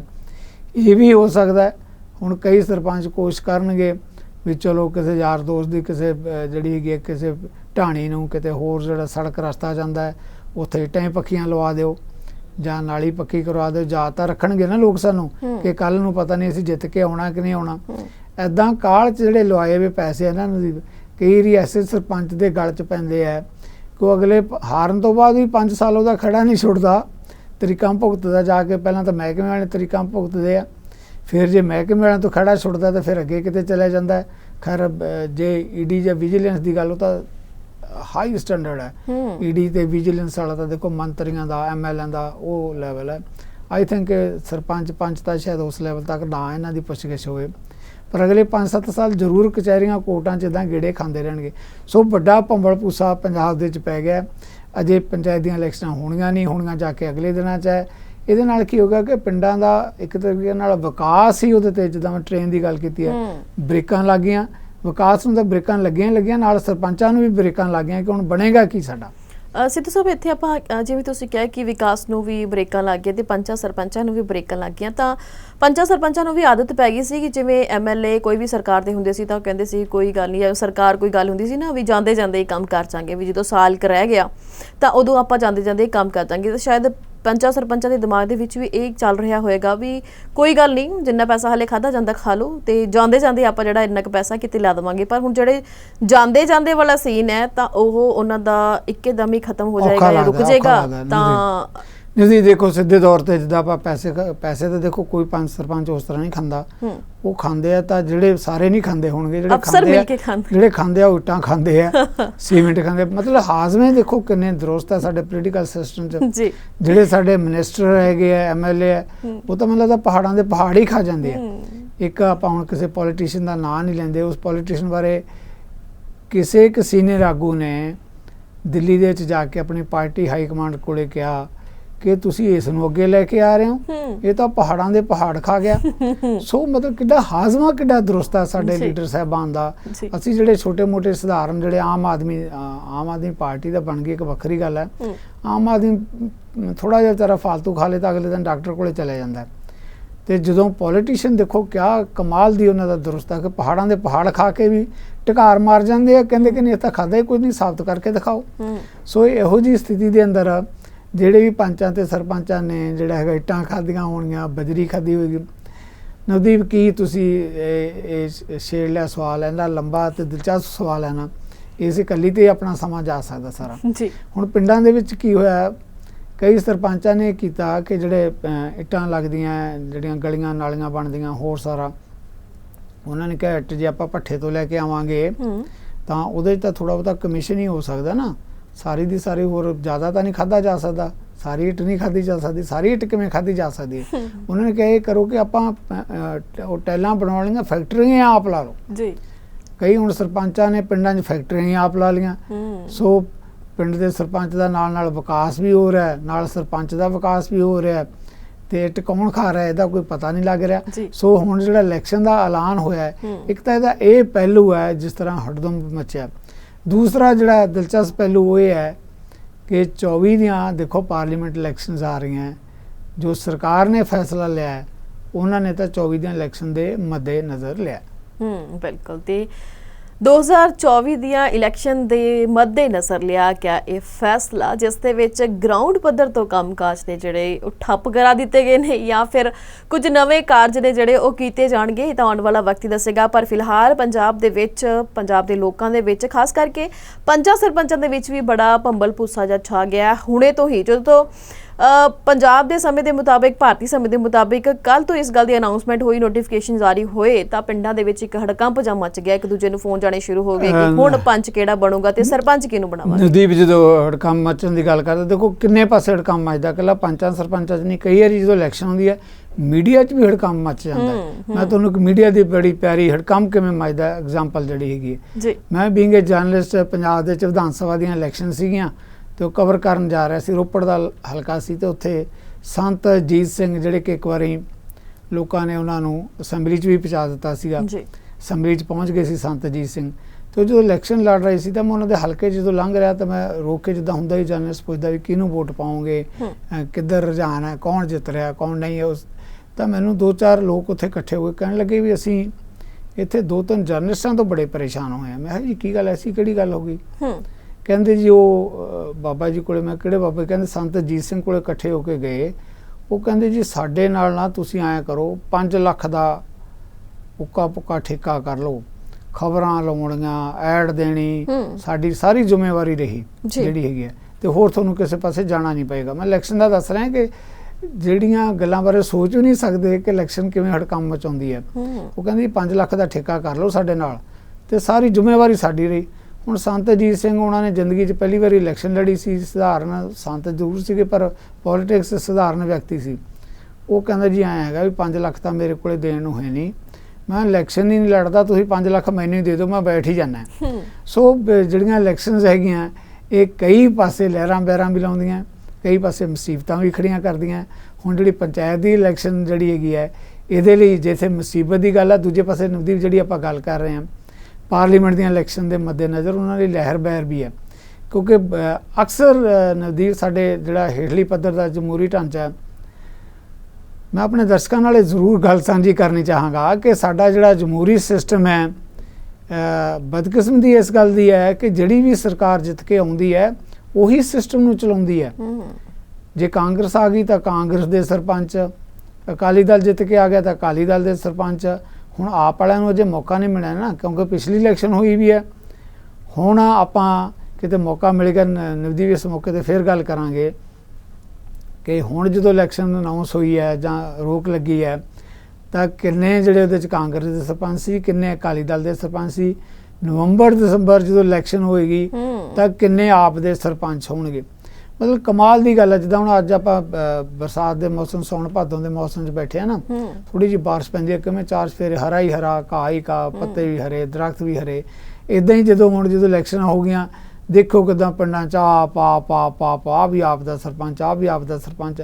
ਜਾਣੀ ਮਜ਼ਾਕ ਬਣ ਕੇ ਰਹਿ ਗਿਆ ਸਾਡਾ ਹੇਠਲੀ ਪੱਧਰ ਦਾ ਡੈਮੋਕ੍ਰੈਟਿਕ ਸਿਸਟਮ। ਬਰਾਏ ਨਾਮ ਨਦੀਪ, ਇਹ ਬਰਾਏ ਨਾਮ ਹੈ ਸਾਰਾ ਕੁਝ। ਇੱਕ ਸਿਸਟਮ ਦਾ ਖਾਣਾ ਕਿਵੇਂ ਹੈ, ਕਿੱਦਾਂ ਤੁਸੀਂ ਕਰਨਾ ਹੈ। ਕੋਈ ਹੋ ਸਕਦਾ ਚੰਗੇ ਲੋਕ ਵੀ ਕੰਮ ਕਰਦੇ, ਮੈਂ ਇਹ ਨਹੀਂ ਕਹਿੰਦਾ, ਪਰ ਇਹ ਜ਼ਰੂਰ ਮੈਂ ਡੈਫੀਨਿਟਲੀ ਬੀਇੰਗ ਏ ਜਰਨਲਿਸਟ ਕਹਿ ਸਕਦਾ ਕਿ ਸਰਕਾਰਾਂ ਨੇ, ਚਾਹੇ ਸਟੇਟ ਸਰਕਾਰ ਹੈ ਚਾਹੇ ਕੇਂਦਰ ਦੀ ਸਰਕਾਰ ਹੈ, ਹੇਠਲੀ ਪੱਧਰ ਦਾ ਜਿਹੜਾ ਜਮਹੂਰੀ ਢਾਂਚਾ ਹੈ ਉਹ ਮਜ਼ਾਕ ਬਣਾ ਕੇ ਰੱਖਦਾ ਹੈ। ਜਿਹੜੀ ਧਿਰ ਜਿੱਤ ਕੇ ਆਉਂਦੀ ਹੈ, ਚਾਹੇ ਬਾਂਹ ਮਰੋੜੇ, ਚਾਹੇ ਅਧਿਕਾਰੀਆਂ ਦੀ ਬਾਂਹ ਮਰੋੜੇ, ਤੇ ਚਾਹੇ ਕਿਸੇ ਸਰਪੰਚ ਜਾਂ ਸਾਬਕਾ ਸਰਪੰਚ ਦੀ ਜਿੱਤ ਉਸੇ ਧਿਰ ਦੀ ਹੁੰਦੀ ਹੈ ਆਮ ਤੌਰ ਤੇ ਜਿਹੜੀ ਧਿਰ ਸੱਤਾ ਦੇ ਵਿੱਚ ਹੁੰਦੀ ਹੈ। ਜੀ ਨਵਦੀਪ, ਕੁਝ ਹੋਰ ਕਾਨੂੰਨ ਬਣਨ ਦੀ ਜ਼ਰੂਰਤ ਹੈ। ਔਰਤਾਂ ਨੂੰ ਆਪਣੇ ਪ੍ਰਤੀ ਜਾਗਰੂਕ ਹੋਣ ਦੀ ਬੇਹੱਦ ਜ਼ਰੂਰੀ ਹੈ। ਤੇ ਨਾਲ ਦੀ ਨਾਲ ਪੰਚਾਇਤੀ ਚੋਣਾਂ ਆ ਰਹੀਆਂ ਨੇ ਤਾਂ ਇਸ ਦੇ ਵਿੱਚ ਕੀ ਕੁਝ ਖਾਸ ਟ੍ਰੈਂਡ ਵਾਲਾ ਇਹ ਵੀ ਆਉਣ ਵਾਲਾ ਵਕਤ ਦੱਸੇਗਾ। ਪਰ ਹੁਣ ਜੋ ਆਪਾਂ ਅਹਿਮ ਗੱਲ ਕਰਨ ਲੱਗੇ ਹਾਂ ਉਹ ਗੱਲ ਕਰਨ ਲੱਗੇ ਹਾਂ ਬੰਦੀ ਸਿੰਘਾਂ ਨੂੰ ਲੈ ਕੇ।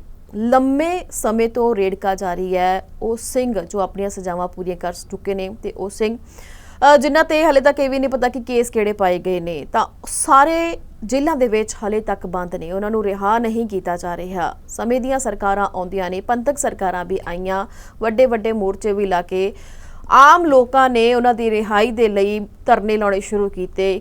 ਕਿਸੇ ਨਾ ਕਿਸੇ ਵਜ੍ਹਾ ਕਰਕੇ ਉਹਨਾਂ ਦੇ ਧਰਨੇ ਚੁਕਵਾ ਦਿੱਤੇ ਗਏ। ਉਹਨਾਂ ਨੇ ਬਹੁਤ ਸਾਰੀਆਂ ਮੀਟਿੰਗਾਂ ਕੀਤੀਆਂ ਗਈਆਂ ਕਿ ਹਾਂ ਅੱਜ ਨਹੀਂ ਤਾਂ ਕੱਲ, ਕੱਲ ਨਹੀਂ ਤਾਂ ਪਰਸੋਂ, ਕੋਈ ਨਾ ਕੋਈ ਬਹਾਨਾ ਬਣਾ ਕੇ ਸਮਾਂ ਜਿਹੜਾ ਉਹ ਟਾਲਦਾ ਜਾ ਰਿਹਾ। ਪਰ ਹੁਣ ਇੱਕ ਵਾਰ ਫਿਰ ਤੋਂ ਐਲਾਨ ਹੋ ਗਿਆ ਕਿ ਹੁਣ ਫਿਰ ਤੋਂ ਪੱਕਾ ਮੋਰਚਾ ਲੱਗ ਸਕਦਾ ਹੈ। ਇੱਕ ਵੱਡਾ ਜਥੇਬੰਦਕ ਜਿਹੜਾ ਢਾਂਚਾ ਹੈ ਉਹ ਇੱਕ ਆਪਾਂ ਕਹਿੰਦੇ ਨੇ ਕਿ ਇੱਕ ਵੱਡੀ ਰੈਲੀ ਦੇ ਰੂਪ ਦੇ ਵਿੱਚ ਉੱਭਰ ਕੇ ਸਾਹਮਣੇ ਆਏਗਾ, ਕਿਉਂਕਿ ਬਹੁਤ ਹੋ ਗਿਆ ਕਿਉਂਕਿ ਬੰਦੀ ਸਿੰਘ ਆਪਣੀਆਂ ਸਜ਼ਾਵਾਂ ਨੂੰ ਪੂਰਾ ਕਰ ਚੁੱਕੇ ਨੇ। ਬਹੁਤ ਜ਼ਿਆਦਾ ਨੇ ਜਿਹੜੇ ਉਹ ਬਿਮਾਰ ਚੱਲ ਰਹੇ ਨੇ, ਕਈਆਂ ਦੀ ਉਮਰ ਇੰਨੀ ਜ਼ਿਆਦਾ ਹੋ ਚੁੱਕੀ ਹੈ ਕਿ ਪਰਿਵਾਰ ਕਹਿ ਰਹੇ ਨੇ ਕਿ ਹੁਣ ਤਾਂ ਇਹਨਾਂ ਨੂੰ ਬਖਸ਼ ਦਿਓ, ਹੁਣ ਤਾਂ ਇਹਨਾਂ ਨੂੰ ਜੇਲ੍ਹਾਂ ਚੋਂ ਬਾਹਰ ਕੱਢ ਦਿਓ। ਪਰ ਸਰਕਾਰਾਂ ਦੇ ਮਨਾਂ ਦੇ ਵਿੱਚ ਪਤਾ ਨਹੀਂ ਕਿਹੜਾ ਡਰ ਹੈ ਜੋ ਬੰਦੀ ਸਿੰਘਾਂ ਨੂੰ ਰਿਹਾ ਨਹੀਂ ਕੀਤਾ ਜਾ ਰਿਹਾ।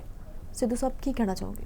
ਨਵਦੀਪ ਦੇਖੋ, ਬਹੁਤ ਹੀ ਸੰਜੀਦਾ ਮੁੱਦਾ ਜਿਸ ਮੁੱਦੇ ਦਾ ਆਪਾਂ ਜ਼ਿਕਰ ਕਰ ਰਹੇ ਹਾਂ, ਬੰਦੀ ਸਿੰਘਾਂ ਦੀ ਰਿਹਾਈ ਦਾ ਮਾਮਲਾ ਕਿੰਨੇ ਲੰਬੇ ਸਮੇਂ ਤੋਂ ਚੱਲ ਰਿਹਾ। ਆਖਰ ਇੱਕ ਵੱਡਾ ਸਵਾਲ ਇਹ ਵੀ ਹੈ ਕਿ ਬੰਦੀ ਸਿੰਘ ਰਿਹਾ ਕਿਉਂ ਨਹੀਂ ਕੀਤੇ ਜਾਂਦੇ।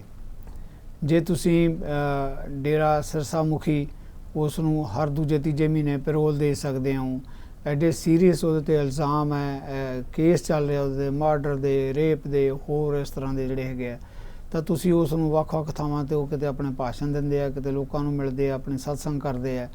ਤਾਂ ਬੰਦੀ ਸਿੰਘ ਜਿਨ੍ਹਾਂ ਨੇ ਆਪਣੀਆਂ ਸਜ਼ਾਵਾਂ ਵੀ ਪੂਰੀਆਂ ਕਰ ਲਈਆਂ, ਆਪਾਂ ਅਕਸਰ ਉਹਨਾਂ ਆਗੂਆਂ ਬਾਰੇ ਗੱਲ ਕਰਦੇ ਹਾਂ ਜਿਹੜੇ ਧਾਰਮਿਕ ਆਗੂ ਕਹਿ ਲਈਏ, ਸਮਾਜਿਕ ਆਗੂ ਕਹਿ ਲਈਏ, ਜਿਨ੍ਹਾਂ ਨੇ ਕਿਸੇ ਨਾ ਕਿਸੇ ਮੌਕੇ 'ਤੇ ਸਮਾਜ ਦੀ ਜ਼ਿਆਦਤੀ ਦੇ ਖਿਲਾਫ, ਕਿਸੇ ਸਰਕਾਰਾਂ ਦੀ ਜਿਹੜੀ ਗਲਤੀਆਂ ਦੇ ਖਿਲਾਫ, ਜ਼ਾਤੀਆਂ ਦੇ ਖਿਲਾਫ ਲੜਾਈ ਲੜੀ ਔਰ ਉਸ ਲੜਾਈ ਦੇ ਚਲਦਿਆਂ ਉਹਨਾਂ ਨੂੰ ਜਾਇਜ਼ ਹੋਈਆਂ, ਨਜਾਇਜ਼ ਹੋਈਆਂ ਸਜ਼ਾਵਾਂ ਹੋਈਆਂ। ਉਹ ਨਜਾਇਜ਼ ਸਜ਼ਾਵਾਂ ਵੀ ਜਿਹੜੀਆਂ ਉਹਨਾਂ ਨੇ ਭੁਗਤ ਲਈਆਂ, ਉਦੋਂ ਬਾਅਦ ਵੀ ਹੁਣ ਉਹਨੂੰ ਰਿਹਾ ਨਹੀਂ ਕੀਤਾ ਜਾ ਰਿਹਾ। ਜਿੱਦਾਂ ਤੁਸੀਂ ਗੱਲ ਕਰ ਰਹੇ ਹੋ, ਕਈਆਂ ਦਾ ਮਾਨਸਿਕ ਤੌਰ 'ਤੇ ਜਿਹੜੀ ਹੈਗੇ ਬਿਮਾਰ ਹੈ, ਫਿਜ਼ੀਕਲ ਤੌਰ 'ਤੇ ਬਿਮਾਰ ਹੈ, ਚੱਲਣ ਫਿਰਨ ਤੋਂ ਆਤਰ ਹੋਏ ਵੇ ਹੈ। ਇਸ ਤਰ੍ਹਾਂ ਦੀ ਸਥਿਤੀ 'ਚੋਂ ਕੀ ਖਤਰਾ ਬਣ ਸਕਦੇ ਹੈ। ਔਰ ਇਹ ਨਹੀਂ ਨਵਦੀਪ ਇਸ ਗੱਲ 'ਤੇ ਸਮਝ ਲੱਗਦੀ ਕਿ ਸਰਕਾਰਾਂ ਇਹਦੇ 'ਤੇ ਰਾਜਨੀਤੀ ਕਿਉਂ ਕਰਦੀਆਂ ਜੀ। ਆਖਰਕਾਰ ਜਿਹੜੇ ਉਂਝ ਅਸੀਂ ਕਹਿੰਦੇ ਕਿ ਅਸੀਂ ਸਮਾਜ ਦੇ ਵਿੱਚ ਜਿਹੜੇ ਬਿਮਾਰ ਹੈ, ਬਜ਼ੁਰਗ ਹੈ, ਉਹਨਾਂ ਦੀ ਬੜੀ ਕਦਰ ਕਰਦੇ ਹਾਂ। ਜਿਹੜੇ ਜੇਲ੍ਹਾਂ 'ਚ ਬੈਠੇ ਲੋਕ ਹੈਗੇ ਆ, ਜਿਹੜੇ ਇੰਨੀਆਂ ਸਜ਼ਾਵਾਂ ਭੁਗਤ ਚੁੱਕੇ ਆ, ਉਹਨਾਂ ਨੂੰ ਕਿਉਂ ਨਹੀਂ ਉਹਨਾਂ ਦੇ ਪਰਿਵਾਰਾਂ ਕੋਲੇ ਦਿੱਤਾ ਜਾਂਦਾ ਕਿ ਉਹ ਜਾ ਕੇ ਉਹਨਾਂ ਦੀ ਸੇਵਾ ਕਰਨ, ਉਹਨਾਂ ਦੀ ਸਿਹਤ ਸੰਭਾਲ ਰੱਖਣ, ਜਾਂ ਸਮਾਜ ਉਹਨਾਂ ਦੀ ਸੇਵਾ ਸੰਭਾਲ ਕਰੇ। ਔਰ ਇਹਦੀ ਸਰਕਾਰਾਂ ਨੂੰ ਤਕਲੀਫ ਕੀ ਹੈ? ਦੇਖੋ, ਜਦੋਂ ਸਵਾਲ ਉੱਠਦੇ ਆ ਇਸ ਮਾਮਲੇ ਨੂੰ ਲੈ ਕੇ, ਕਿੰਨੀ ਦੇਰ ਦੇ ਪ੍ਰੋਟੈਸਟ ਹੁੰਦੇ ਆ, ਰੋਸ ਪ੍ਰਗਟਾਵੇ ਕੀਤੇ ਜਾਂਦੇ ਆ, ਸਰਕਾਰਾਂ ਦੇ ਅਜੇ ਤੱਕ ਕੋਈ ਅਸਰ ਹੁੰਦਾ ਨਜ਼ਰ ਨਹੀਂ ਆਉਂਦਾ। ਆਪਾਂ ਪਿਛਲੇ ਕੁਝ ਸਮਾਂ ਪਹਿਲਾਂ ਜਦੋਂ ਗੱਲ ਕਰ ਰਹੇ ਸੀ, ਆਪਾਂ ਕਿਸਾਨੀ ਅੰਦੋਲਨ ਦੀ ਗੱਲ ਕਰ ਰਹੇ ਸੀ, ਤਾਂ ਉਦੋਂ ਕਿਸਾਨੀ ਅੰਦੋਲਨ ਦੇ ਚੱਲਦਿਆਂ ਸਰਕਾਰ ਵੱਲੋਂ ਇਹ ਕਿਹਾ ਗਿਆ ਕਿ ਨਹੀਂ ਜੀ, ਤਿੰਨੇ ਖੇਤੀ ਕਾਨੂੰਨ ਹੈ ਸਹੀ ਬਣਾਏ ਗਏ, ਰੱਦ ਨਹੀਂ ਹੋ ਸਕਦੇ। ਦਬਾਅ ਪਿਆ ਤਾਂ ਤਿੰਨੇ ਖੇਤੀ ਕਾਨੂੰਨ ਵੀ ਰੱਦ ਹੋ ਗਏ। ਇਵੇਂ ਹੁਣ ਜਿਹੜਾ ਜਦੋਂ ਬੰਦੀ ਸਿੰਘਾਂ ਦੀ ਰਿਹਾਈ ਦਾ ਮਾਮਲਾ, ਸਿੱਧੀ ਗੱਲ ਨਹੀਂ ਕਰਦੇ। ਜਿਹੜੇ ਕੇਂਦਰ ਵਾਲੇ ਆ ਉਹ ਕਹਿਣਗੇ ਜੀ ਸਾਡਾ ਤਾਂ ਇਹਦੇ 'ਚ ਕੋਈ ਕਸੂਰ ਨਹੀਂ, ਇਹ ਤਾਂ ਜੀ ਅਰਵਿੰਦ ਕੇਜਰੀਵਾਲ ਹੈ, ਅਰਵਿੰਦ ਕੇਜਰੀਵਾਲ ਨੇ ਫਲਾਣੀ ਫਾਈਲ ਦਬਾ ਰੱਖੀ ਹੈ, ਫਲਾਣੀ ਫਾਈਲ ਦਾ ਪਤਾ ਨਹੀਂ ਲੱਗਦਾ। ਜੇ ਅਰਵਿੰਦ ਕੇਜਰੀਵਾਲ ਦੀ ਸਰਕਾਰ ਨੂੰ ਪੁੱਛੋ ਤਾਂ ਉਹ ਕਹਿੰਦੇ ਆ ਕਿ ਕੇਂਦਰ ਵਾਲੇ ਜਿਹੜਾ ਹੈਗਾ ਤੇ ਰਾਜਨੀਤੀ ਕਰ ਰਿਹਾ। ਹੁਣ ਹੋਰਾਂ ਮਾਮਲਿਆਂ ਦੇ ਵਿੱਚ ਦੇਖੋ, ਆਪਾਂ ਸਿਸਟਮ ਦੀ ਜਦੋਂ ਗੱਲ ਕਰਦੇ ਹਾਂ ਨਵਦੀਪ, ਜਦੋਂ ਸਰਕਾਰਾਂ ਦੇ ਇਰਾਦੇ ਹੋਣ ਜਾਂ ਸਰਕਾਰਾਂ ਕਰਨੀਆਂ ਚਾਹੁੰਦੀਆਂ ਹੋਣ ਤਾਂ ਕੀ ਨਹੀਂ ਕਰ ਸਕਦੀਆਂ। ਮੈਂ ਐਗਜ਼ਾਮਪਲ ਦੇ ਤੌਰ 'ਤੇ ਤੁਹਾਨੂੰ ਗੱਲ ਇਹ ਦੱਸਣੀ ਚਾਹੁੰਦਾ। ਹੁਣ ਪਾਰਲੀਮੈਂਟ ਸੈਸ਼ਨ ਚੱਲ ਰਿਹਾ ਜੀ, ਉਹਦੇ 'ਚ ਦਿੱਲੀ ਸੇਵਾਵਾਂ ਬਿੱਲ ਆਇਆ। ਉਸ ਸੀਗਾ ਕਿ ਦਿੱਲੀ ਦੀ ਜਿਹੜੀ ਸਰਕਾਰ ਹੈਗੀ ਅਰਵਿੰਦ ਕੇਜਰੀਵਾਲ, ਉਹਦੇ ਬਾਰੇ ਜਿਹੜਾ ਪਹਿਲਾਂ ਆਰਡੀਨੈਂਸ ਬਣਿਆ ਸੀ, ਉਹ ਆਰਡੀਨੈਂਸ 'ਤੇ ਉਹਦੀਆਂ ਕੁਝ ਪਾਵਰਸ ਜਿਹੜੀਆਂ ਬਦਲੀਆਂ ਦੀਆਂ, ਟਰਾਂਸਫਰ ਦੀਆਂ, ਉਹ ਤੋਂ ਲੈ ਕੇ ਅੰਤਮ ਫੈਸਲਾ ਜੇ ਕੋਈ ਹੋਏਗਾ ਤਾਂ LG ਦੇ ਹਵਾਲੇ ਕਰ ਦਿੱਤਾ ਗਿਆ। ਬੜਾ ਵਾਹ-ਵਿਹੜਾ ਮਚਿਆ, ਵਿਰੋਧੀ ਪਾਰਟੀਆਂ ਇਕੱਠੀਆਂ ਹੋਈਆਂ, ਪਾਰਲੀਮੈਂਟ ਕਿੰਨੇ ਦਿਨ ਠੱਪ ਰਹੀ ਕਿ ਨਹੀਂ ਜੀ ਇਹ ਕਾਲਾ ਕਾਨੂੰਨ ਹੈ। ਅਰਵਿੰਦ ਕੇਜਰੀਵਾਲ ਨੇ ਇੱਥੋਂ ਤੱਕ ਬਿਆਨ ਦਿੱਤਾ ਜਿਸ ਦਿਨ ਉਸ ਦੇ ਬਿੱਲ ਜਿਹੜਾ ਸਦਨ ਦੇ ਵਿੱਚ ਪੇਸ਼ ਹੋਇਆ ਕਿ ਦੇਸ਼ ਦੇ ਇਤਿਹਾਸ ਦੀ ਜਮਹੂਰੀ ਦੇ ਵਿੱਚ ਅੱਜ ਕਾਲਾ ਦਿਨ ਹੈ ਜੋ ਕੁਝ ਕੀਤਾ। ਇਹਦੇ ਬਾਵਜੂਦ ਲੋਕ ਸਭਾ 'ਚ ਬਿੱਲ ਪਾਸ ਹੋਇਆ, ਰਾਜ ਸਭਾ 'ਚ ਬਿੱਲ ਪਾਸ ਹੋਇਆ, ਔਰ ਬਿੱਲ ਪਾਸ ਹੋਏ ਨੂੰ ਜੇ ਮੈਂ ਪੰਜਾਬੀ 'ਚ ਕਹਾਂ, ਜਿਹੜੇ ਉਸ ਪਾਰਟੀ ਦੇ ਪਾਰਲੀਮੈਂਟ ਮੈਂਬਰ ਆ, ਰਾਘਵ ਚੱਡਾ ਹੋਣੀ ਜਾਂ ਦੂਜੇ ਜਿਹੜੇ, ਉਹ ਸ਼ਾਇਦ ਅਜੇ ਆਪਣੇ ਘਰਾਂ 'ਚ ਵੀ ਨਹੀਂ ਪਹੁੰਚੇ ਹੋਣੇ ਕਿ ਰਾਸ਼ਟਰਪਤੀ ਨੇ ਦਸਤਖਤ ਕਰਕੇ ਉਸ ਬਿੱਲ 'ਤੇ ਉਹਨੂੰ ਐਕਟ ਦੀ ਸ਼ਕਲ ਵੀ ਦਵਾਤੀ ਹੈ। ਅੱਜ ਜਦੋਂ ਆਪਾਂ ਹੁਣ ਗੱਲ ਕਰ ਰਹੇ ਹਾਂ ਤਾਂ ਉਹ ਜਿਹੜਾ ਬਿੱਲ ਹੈ ਐਕਟ ਦਾ ਰੂਪ ਅਖਤਿਆਰ ਕਰ ਚੁੱਕਾ ਹੈ। ਸਰਕਾਰਾਂ ਦੀ ਨੀਅਤ ਦੇਖੋ ਤੁਸੀਂ ਕਿ ਕਿੰਨੇ ਸ਼ੋਰ ਸ਼ਰਾਬੇ ਤੋਂ ਬਾਅਦ, ਕਿੰਨੇ ਵਿਰੋਧ ਦੇ ਬਾਅਦ ਲੋਕ ਸਭਾ ਠੱਪ ਰਹੀ, ਰਾਜ ਸਭਾ 'ਚ ਬਹੁਤ ਹੋ ਹੱਲਾ ਮਚਿਆ ਕਿ ਇਹਦੇ 'ਤੇ ਕਿਉਂ ਇੱਦਾਂ ਕੀਤਾ ਜਾ ਰਿਹਾ। ਇਹਦੇ ਬਾਵਜੂਦ ਸਰਕਾਰ ਬਜ਼ਿੱਦ ਸੀ ਕਿ ਅਸੀਂ ਜਿਹੜਾ ਦਿੱਲੀ ਲੋਕ ਸਭਾ ਬਿੱਲ ਹੈ ਉਹ ਪਾਸ ਕਰਨਾ ਹੀ ਕਰਨਾ ਹੈ। ਹੁਣ ਬੇਸ਼ੱਕ ਇਹ ਤਾਂ ਉਹ ਬਿੱਲ ਪਾਸ ਕਰਨ ਦੇ ਨਾਲ ਹੋਇਆ ਕਿ ਮੁੱਖ ਮੰਤਰੀ ਅਰਵਿੰਦ ਕੇਜਰੀਵਾਲ ਕਹਿਣ ਨੂੰ ਬਰਾਏ ਨਾਮ ਹੀ ਮੁੱਖ ਮੰਤਰੀ ਰਹਿ ਗਿਆ। ਜਿਹੜਾ ਮੁੱਖ ਮੰਤਰੀ ਆਪਣੇ ਕਿਸੇ ਬਾਬੂ ਦੀ ਬਦਲੀ ਨਹੀਂ ਕਰ ਸਕਦਾ, ਉਹਦੇ ਬਾਰੇ ਕੋਈ ਫੈਸਲਾ ਨਹੀਂ ਲੈ ਸਕਦਾ, ਕੱਲ੍ਹ ਨੂੰ ਉਹਦੇ ਕੋਈ ਮੰਨੇਗਾ ਕਿਉਂ? ਕਿਉਂ ਕੋਈ ਉਹਦੀ ਗੱਲ ਮੰਨੇਗਾ? ਉਹਨੂੰ ਪਤਾ ਇਹਦਾ ਅਧਿਕਾਰ ਖੇਤਰ ਹੀ ਕੋਈ ਨਹੀਂ ਜੀ। ਔਰ ਫਿਰ ਜੇ ਅੰਤਮ ਫੈਸਲਾ ਕੋਈ ਕਿਸੇ ਵੀ ਝਗੜੇ ਦਾ ਡਿਸਪਿਊਟ ਦਾ ਆਏਗਾ ਤਾਂ ਉਹ ਜਾ ਕੇ LG ਕੋਲੇ ਆਏਗਾ, ਲੈਫਟੀਨੈਂਟ ਗਵਰਨਰ ਉਹਦੇ ਕੋਲੇ ਆਏਗਾ, ਉਹਨੇ ਫੈਸਲਾ ਲੈਣਾ। ਸੋ ਉੱਥੇ ਤਾਂ ਦੇਖੋ ਉਹਨਾਂ ਨੇ ਇੱਕਦਮ ਇੱਦਾਂ ਫੈਸਲਾ ਲੈ ਲਿਆ, ਕੋਈ ਟਾਈਮ ਨਹੀਂ ਲੱਗਣ ਦਿੱਤਾ। ਜੇ ਆਪਾਂ ਇਸੇ ਮੁੱਦੇ ਤੇ ਪੰਜਾਬ ਦੀ ਗੱਲ ਕਰ ਲਈਏ, ਪੰਜਾਬ ਦੀ ਵਿਧਾਨ ਸਭਾ 'ਚ ਕੋਈ ਉਹਨਾਂ ਬਿੱਲਾਂ ਨਾਲ ਸਹਿਮਤ ਹੋਵੇ ਨਾ ਹੋਵੇ ਉਹ ਵੱਖਰੇ ਵਿਵਾਦ ਦਾ ਮੁੱਦਾ ਹੈ। ਲੋਕ ਸਭਾ 'ਚ ਕਿਹੜਾ ਸਾਰੇ ਸਹਿਮਤ ਸੀ, ਉੱਤੇ ਬਿੱਲ ਪਾਸ ਹੋਏ ਆ। ਇੱਦਾਂ ਹੀ ਵਿਧਾਨ ਸਭਾ 'ਚ 4 ਬਿੱਲ ਪਾਸ ਹੋਏ ਵੱਖਰੇ ਵੱਖਰੇ ਤੌਰ ਤੇ, ਤਾਂ ਗਵਰਨਰ ਸਾਹਿਬ 4 ਬਿੱਲਾਂ ਨੂੰ ਰੋਕ ਕੇ ਬੈਠੇ ਆ, ਉਹਨਾਂ ਤੇ ਇਨਕੁਆਇਰੀ ਪਾ ਰਹੇ ਆ। ਕਦੇ ਕਹਿ ਰਹੇ ਜੀ ਮੈਨੂੰ ਆਹ ਦੱਸੋ, ਕਦੇ ਕਹਿ ਰਹੇ ਮੈਨੂੰ ਆਹ ਲਾਈਨ ਦੱਸੋ, ਇਹਦੇ 'ਚ ਆਹ ਕਲੈਰਿਟੀ ਨਹੀਂ, ਇਹਦੇ 'ਚ ਆਹ ਕਲੈਰਿਟੀ ਨਹੀਂ। 4 ਬਿੱਲਾਂ 'ਚੋਂ ਇੱਕ ਵੀ ਬਿੱਲ ਪਾਸ ਨਹੀਂ ਹੋਇਆ। ਤੁਸੀਂ ਕਿਸ ਕਦਰ ਕਹੋਗੇ ਕਿ ਡੈਮੋਕ੍ਰੈਟਿਕ ਸਿਸਟਮ ਦੇ ਵਿੱਚ ਚੁਣੀਆਂ ਹੋਈਆਂ ਸਰਕਾਰਾਂ ਜਿਹੜੀਆਂ ਉਹਨਾਂ ਕੋਲ ਅਧਿਕਾਰ ਹੈ ਜਾਂ ਫੈਸਲੇ ਲੈ ਸਕਦੇ ਆ? ਇੱਕ ਤਸਵੀਰ ਤਾਂ ਇਹ ਹੈ ਜਿਸ ਦਾ ਮੈਂ ਜ਼ਿਕਰ ਕੀਤਾ ਹੈ। ਇੱਦਾਂ ਹੀ ਜਦੋਂ ਆਪਾਂ ਬੰਦੀ ਸਿੰਘਾਂ ਦੀ ਰਿਹਾਈ ਦਾ ਗੱਲ ਕਰਦੇ ਹਾਂ, ਜੇ ਸਰਕਾਰ ਚਾਹੇ ਤਾਂ ਕੇਂਦਰ ਸਰਕਾਰ ਹੋਵੇ, ਦਿੱਲੀ ਸਰਕਾਰ ਹੋਵੇ, ਤਾਂ ਬੰਦੀ ਸਿੰਘਾਂ ਦੀ ਰਿਹਾਈ 'ਚ ਦਿੱਕਤ ਕੀ ਹੈ? ਜਾਣੀ ਦੇਸ਼ ਦੀ ਪਾਰਲੀਮੈਂਟ ਜਿਹੜੇ ਜਿੱਥੇ ਐਡਾ ਵੱਡਾ ਹੁੜਦੰਗ ਮਚਦੇ ਆ, ਰੌਲੇ ਪੈਂਦੇ ਆ, ਜਿੰਦਾਬਾਦ ਮੁਰਦਾਬਾਦ ਹੁੰਦੀ ਹੈ, ਉੱਥੇ ਜੋ ਕਾਨੂੰਨ ਚਾਹੁਣ ਉਹ ਬਣਵਾ ਸਕਦੇ ਆ। ਤੇ ਜਿਹੜੇ ਸਾਡੇ ਬੰਦੀ ਸਿੰਘ ਆ ਉਹਨਾਂ ਦੀ ਰਿਹਾਈ ਦੀ ਕੀ ਦਿੱਕਤ ਹੈ? ਇਹ ਤਾਂ ਕਿਤੇ ਕਾਨੂੰਨ ਬਣਾਉਣ ਦੀ ਲੋੜ ਹੀ ਨਹੀਂ, ਸਰਕਾਰਾਂ ਆਪਣੇ ਤੌਰ ਤੇ ਫੈਸਲੇ ਲੈ ਸਕਦੀਆਂ। ਸੋ ਇਸ ਮੁੱਦੇ ਦੇ ਉੱਤੇ ਲੈ ਕੇ ਹੁਣ ਆਪਾਂ ਜਿੱਦਾਂ ਅੱਗੇ ਵੀ ਆਪਾਂ ਜ਼ਿਕਰ ਕਰਦੇ ਹੁੰਦੇ ਹਾਂ, ਆਪਾਂ ਚੰਡੀਗੜ੍ਹ 'ਚ ਬੈਠੇ ਹਾਂ, ਆਪਣੇ ਗੁਆਂਢ 'ਚ ਮੋਹਾਲੀ ਚੰਡੀਗੜ੍ਹ ਦੇ ਬਾਰਡਰ ਤੇ ਇੱਕ ਪੱਕਾ ਮੋਰਚਾ ਲੱਗਿਆ ਬੰਦੀ ਸਿੰਘਾਂ ਦੀ ਰਿਹਾਈ ਵਾਲਾ। ਹੁਣ ਉਹਨਾਂ ਨੇ ਬਕਾਇਦਾ ਪ੍ਰੈਸ ਕਾਨਫਰੰਸ ਕਰਕੇ ਐਲਾਨ ਕੀਤਾ ਹੈ ਕਿ ਕੱਲ੍ਹ ਤੇ ਅਗਲੇ ਦਿਨਾਂ ਦੇ ਵਿੱਚ ਉਹ ਜ਼ਬਰਦਸਤ ਪ੍ਰੋਟੈਸਟ ਕਰਨਗੇ ਇਸ ਮੁੱਦੇ ਨੂੰ ਲੈ ਕੇ ਕਿ ਸਾਡੀ ਸੁਣਵਾਈ ਕਿਉਂ ਨਹੀਂ ਹੁੰਦੀ, ਬੰਦੀ ਸਿੰਘ ਰਿਹਾ ਕੀਤੇ ਜਾਣ। ਔਰ ਸਾਰੀਆਂ ਜਥੇਬੰਦੀਆਂ ਨੂੰ ਉਹਨਾਂ ਨੇ ਅਪੀਲ ਕੀਤੀ ਹੈ, ਚਾਹੇ ਸ਼੍ਰੋਮਣੀ ਗੁਰਦੁਆਰਾ ਪ੍ਰਬੰਧਕ ਕਮੇਟੀ ਹੈ, ਚਾਹੇ ਧਾਰਮਿਕ ਅਦਾਰੇ ਹੈ, ਕਿ ਇਸ ਮੁੱਦੇ ਤੇ ਸਾਡੇ ਨਾਲ ਸ਼ਾਮਲ ਹੋ। ਉਸ ਸਰਕਾਰ ਦਾ ਸਿੱਧੇ ਤੌਰ ਤੇ ਨਾਇਨਸਾਫੀ ਤੇ ਧੱਕਾ ਜਿੱਥੇ ਯਾਨੀ ਸਰਕਾਰ ਕਰਨਾ ਚਾਹੁੰਦੀ ਹੈ ਕਰ ਸਕਦੀ ਹੈ, ਜਿੱਥੇ ਸਰਕਾਰ ਚਾਹੁੰਦੀ ਹੈ ਕਿ ਨਹੀਂ ਇਹਨਾਂ ਨੂੰ ਅਜੇ ਸਬਕ ਸਿਖਾਇਆ ਜਾਏਗਾ। ਪਤਾ ਨਹੀਂ ਹੁਣ ਬੰਦੀ ਸਿੰਘਾਂ ਦੀ ਰਿਹਾਈ ਨੂੰ ਉਹਨਾਂ ਨੇ ਕਿਹੜੀ ਕੈਟਾਗਰੀ 'ਚ ਰੱਖਿਆ, ਪਰ ਇੱਕ ਗੱਲ ਜ਼ਰੂਰ ਹੈ ਕਿ ਜੇ ਫੈਸਲਾ ਕੋਈ ਨਹੀਂ ਹੋਇਆ। ਜੀ ਬਿਲਕੁਲ। ਤਾਂ ਫੈਸਲੇ ਕਦੋਂ ਹੋਣਗੇ, ਕਦੋਂ ਉਹਨਾਂ ਨੂੰ ਰਿਹਾ ਕੀਤਾ ਜਾਏਗਾ, ਇਹ ਤਾਂ ਆਉਣ ਵਾਲਾ ਵਕਤ ਹੀ ਦੱਸੇਗਾ। ਜਾਂ ਕਿੰਨਾ ਕੁ ਟਾਈਮ ਅੰਦੋਲਨ ਜਾਰੀ ਰਹਿਣਗੇ, ਸਰਕਾਰਾਂ ਦੇ ਕੰਨਾਂ ਤੱਕ ਕੁਝ ਪਹੁੰਚੇਗਾ ਵੀ ਜਾਂ ਨਹੀਂ ਪਹੁੰਚੇਗਾ, ਜਾਂ ਫਿਰ ਵਿਚਾਰੇ ਜਿਹੜੇ ਬੰਦੀ ਸਿੰਘ ਨੇ ਉਹ ਜੇਲ੍ਹਾਂ ਦੇ ਵਿੱਚ ਹੀ ਆਪਣੀਆਂ ਜਾਨਾਂ ਕੁਰਬਾਨ ਕਰ ਦੇਣਗੇ। ਇੱਕ ਚਿੰਤਾ ਦਾ ਵਿਸ਼ਾ ਵੀ ਹੈ ਤੇ ਬਹੁਤ ਸਾਰੇ ਸਵਾਲ ਵੀ ਨੇ ਇਹਨਾਂ ਸਰਕਾਰਾਂ ਦੇ ਲਈ ਕਿ ਉਹ ਪੰਜਾਬ ਦੇ ਲੋਕਾਂ ਦੇ ਨਾਲ, ਖਾਸ ਕਰਕੇ ਸਿੱਖ ਕਮਿਊਨਿਟੀ ਦੇ ਨਾਲ ਆਖਿਰਕਾਰ ਮਤਰੇਈ ਮਾਂ ਵਰਗਾ ਸਲੂਕ ਕਿਉਂ ਕਰਦੀਆਂ ਨੇ। ਇਸ ਦੇ ਨਾਲ ਹੀ ਜੇ ਅਸੀਂ ਅਗਲੀ ਖਬਰ ਵੱਲ ਵਧੀਏ, ਨਸ਼ੇ ਨੂੰ ਲੈ ਕੇ ਪੰਜਾਬ ਦੇ ਵਿੱਚ ਇੱਕ ਭੁਚਾਲ ਆਇਆ ਹੋਇਆ। ਭੁਚਾਲ ਇਸ ਲਈ ਹੈ ਕਿਉਂਕਿ ਉਹ ਹੁਣ ਸਰਕਾਰਾਂ ਦੇ ਗਲ ਦੀ ਹੱਡੀ ਬਣ ਗਿਆ। ਪਿੰਡਾਂ ਦੇ ਵਿੱਚ, ਮਾਨਸਾ ਬਠਿੰਡਾ ਦੇ ਪਿੰਡਾਂ ਦੇ ਵਿੱਚ ਵੱਖੋ ਵੱਖਰੀਆਂ ਕਮੇਟੀਆਂ ਬਣ ਗਈਆਂ ਨੇ। ਹੁਣ ਪੁਲਿਸ ਨੂੰ ਵੀ ਸਾਈਡ ਤੇ ਕਰ ਦਿੱਤਾ ਗਿਆ, ਸਰਕਾਰਾਂ ਨੂੰ ਵੀ ਸਾਈਡ ਤੇ ਕਰ ਦਿੱਤਾ ਗਿਆ। ਹੁਣ ਆਪ ਮੁਹਾਰੇ ਉਹ ਲੋਕ, ਪਿੰਡ ਵਾਸੀ ਨਸ਼ਾ ਵੇਚਣ ਵਾਲਿਆਂ ਨੂੰ ਫੜਨ ਲੱਗ ਗਏ ਨੇ, ਕਿਉਂਕਿ ਯੂਥ ਹੈ ਜਿਹੜਾ ਹੁਣ ਉੱਠ ਗਿਆ। ਉਹ ਯੂਥ ਜੋ ਖੁਦ ਵੀ ਨਸ਼ੇ ਕਰਦਾ ਸੀਗਾ, ਇਸ ਦਲਦਲ ਦੇ ਵਿੱਚ ਧੱਕਿਆ ਗਿਆ ਸੀਗਾ। ਵਾਹਿਗੁਰੂ ਦਾ ਸ਼ੁਕਰਾਨਾ ਹੈ ਕਿ ਉਹ ਸਿੱਧੇ ਰਾਹ ਪੈ ਗਿਆ। ਤਾਂ ਹੁਣ ਉਹੀ ਨੌਜਵਾਨ ਨੇ ਜਿਹੜੇ ਆਪ ਨਸ਼ਾ ਕਰਦੇ ਸੀ, ਉਹ ਨਸ਼ਾ ਛੱਡ ਚੁੱਕੇ ਨੇ। ਹੋਰ ਨੌਜਵਾਨਾਂ ਨੂੰ ਰਾਹ ਨਵੇਂ ਪਾ ਰਹੇ ਨੇ, ਦੱਸ ਰਹੇ ਨੇ ਕਿ ਤੁਸੀਂ ਇਹ ਨਾ ਕਰੋ, ਸਾਡੀ ਜ਼ਿੰਦਗੀ ਨਰਕ ਬਣ ਗਈ, ਸਾਡੇ ਘਰ ਤਬਾਹ ਹੋ ਗਏ, ਕਿਰਪਾ ਕਰਕੇ ਤੁਸੀਂ ਆਪਣੀਆਂ ਜ਼ਿੰਦਗੀਆਂ ਨੂੰ ਨਰਕ ਨਾ ਬਣਾਓ।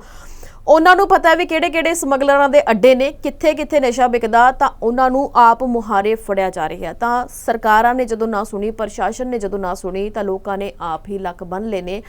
ਹੁਣ ਜਿਹੜੀ ਇਸ ਚੀਜ਼ ਦੀ ਸ਼ੁਰੂਆਤ ਪਰਵਿੰਦਰ ਸਿੰਘ ਝੋਟੇ ਤੋਂ ਹੋਈ ਸੀ, ਮਾਨਸਾ ਦਾ ਉਹ ਨੌਜਵਾਨ ਜਿਸ ਨੇ ਨਸ਼ੇ ਦੇ ਖਿਲਾਫ ਆਵਾਜ਼ ਚੁੱਕੀ, ਤਾਂ ਉਸ ਨੂੰ ਤਾਂ ਜ਼ਰੂਰ ਪੁਲਿਸ ਨੇ ਕੇਸਾਂ ਦੇ ਵਿੱਚ ਫਸਾ ਕੇ ਜੇਲ੍ਹ ਦੇ ਵਿੱਚ ਡੱਕ ਦਿੱਤਾ। ਪਰ ਹੁਣ ਆਮ ਲੋਕ ਉਸ ਦੇ ਲਈ ਇਕੱਠੇ ਹੋ ਰਹੇ ਨੇ ਤੇ ਉਸ ਦੇ ਹੱਕ ਦੇ ਵਿੱਚ 14 ਅਗਸਤ ਨੂੰ ਇੱਕ ਵਿਸ਼ਾਲ ਰੈਲੀ ਕੀਤੀ ਜਾ ਰਹੀ ਹੈ। ਇੱਕ ਵੱਡਾ ਇਕੱਠ ਹੋਏਗਾ ਉਸ ਨੂੰ ਛੁਡਵਾਉਣ ਦੇ ਲਈ। ਸ਼ਾਇਦ ਵੱਖੋ ਵੱਖਰੇ ਭਾਰਤ ਦੇ ਵੱਖ-ਵੱਖ ਹਿੱਸਿਆਂ ਤੋਂ ਖਾਪ ਪੰਚਾਇਤਾਂ ਪਹੁੰਚਣ ਦੀ ਵੀ ਉਮੀਦ ਕੀਤੀ ਜਾ ਰਹੀ ਹੈ ਕਿ ਉੱਥੇ ਜ਼ਰੂਰ ਪਹੁੰਚਣਗੀਆਂ। ਤੇ ਨਸ਼ੇ ਦੇ ਮਸਲੇ ਨੂੰ ਲੋਕਾਂ ਨੇ ਆਪਣੇ ਹੱਥ 'ਚ ਲੈ ਲਿਆ ਹੈ ਕਿ ਹੁਣ ਅਸੀਂ ਆਪਣੇ ਨੌਜਵਾਨਾਂ ਦੀ, ਆਪਣੇ ਟੱਬਰਾਂ ਦੀ ਬਰਬਾਦੀ ਨਹੀਂ ਹੋਣ ਦੇਵਾਂਗੇ। ਸਿੱਧੂ ਸਾਹਿਬ ਕੀ ਕਹਿਣਾ ਚਾਹੋਗੇ?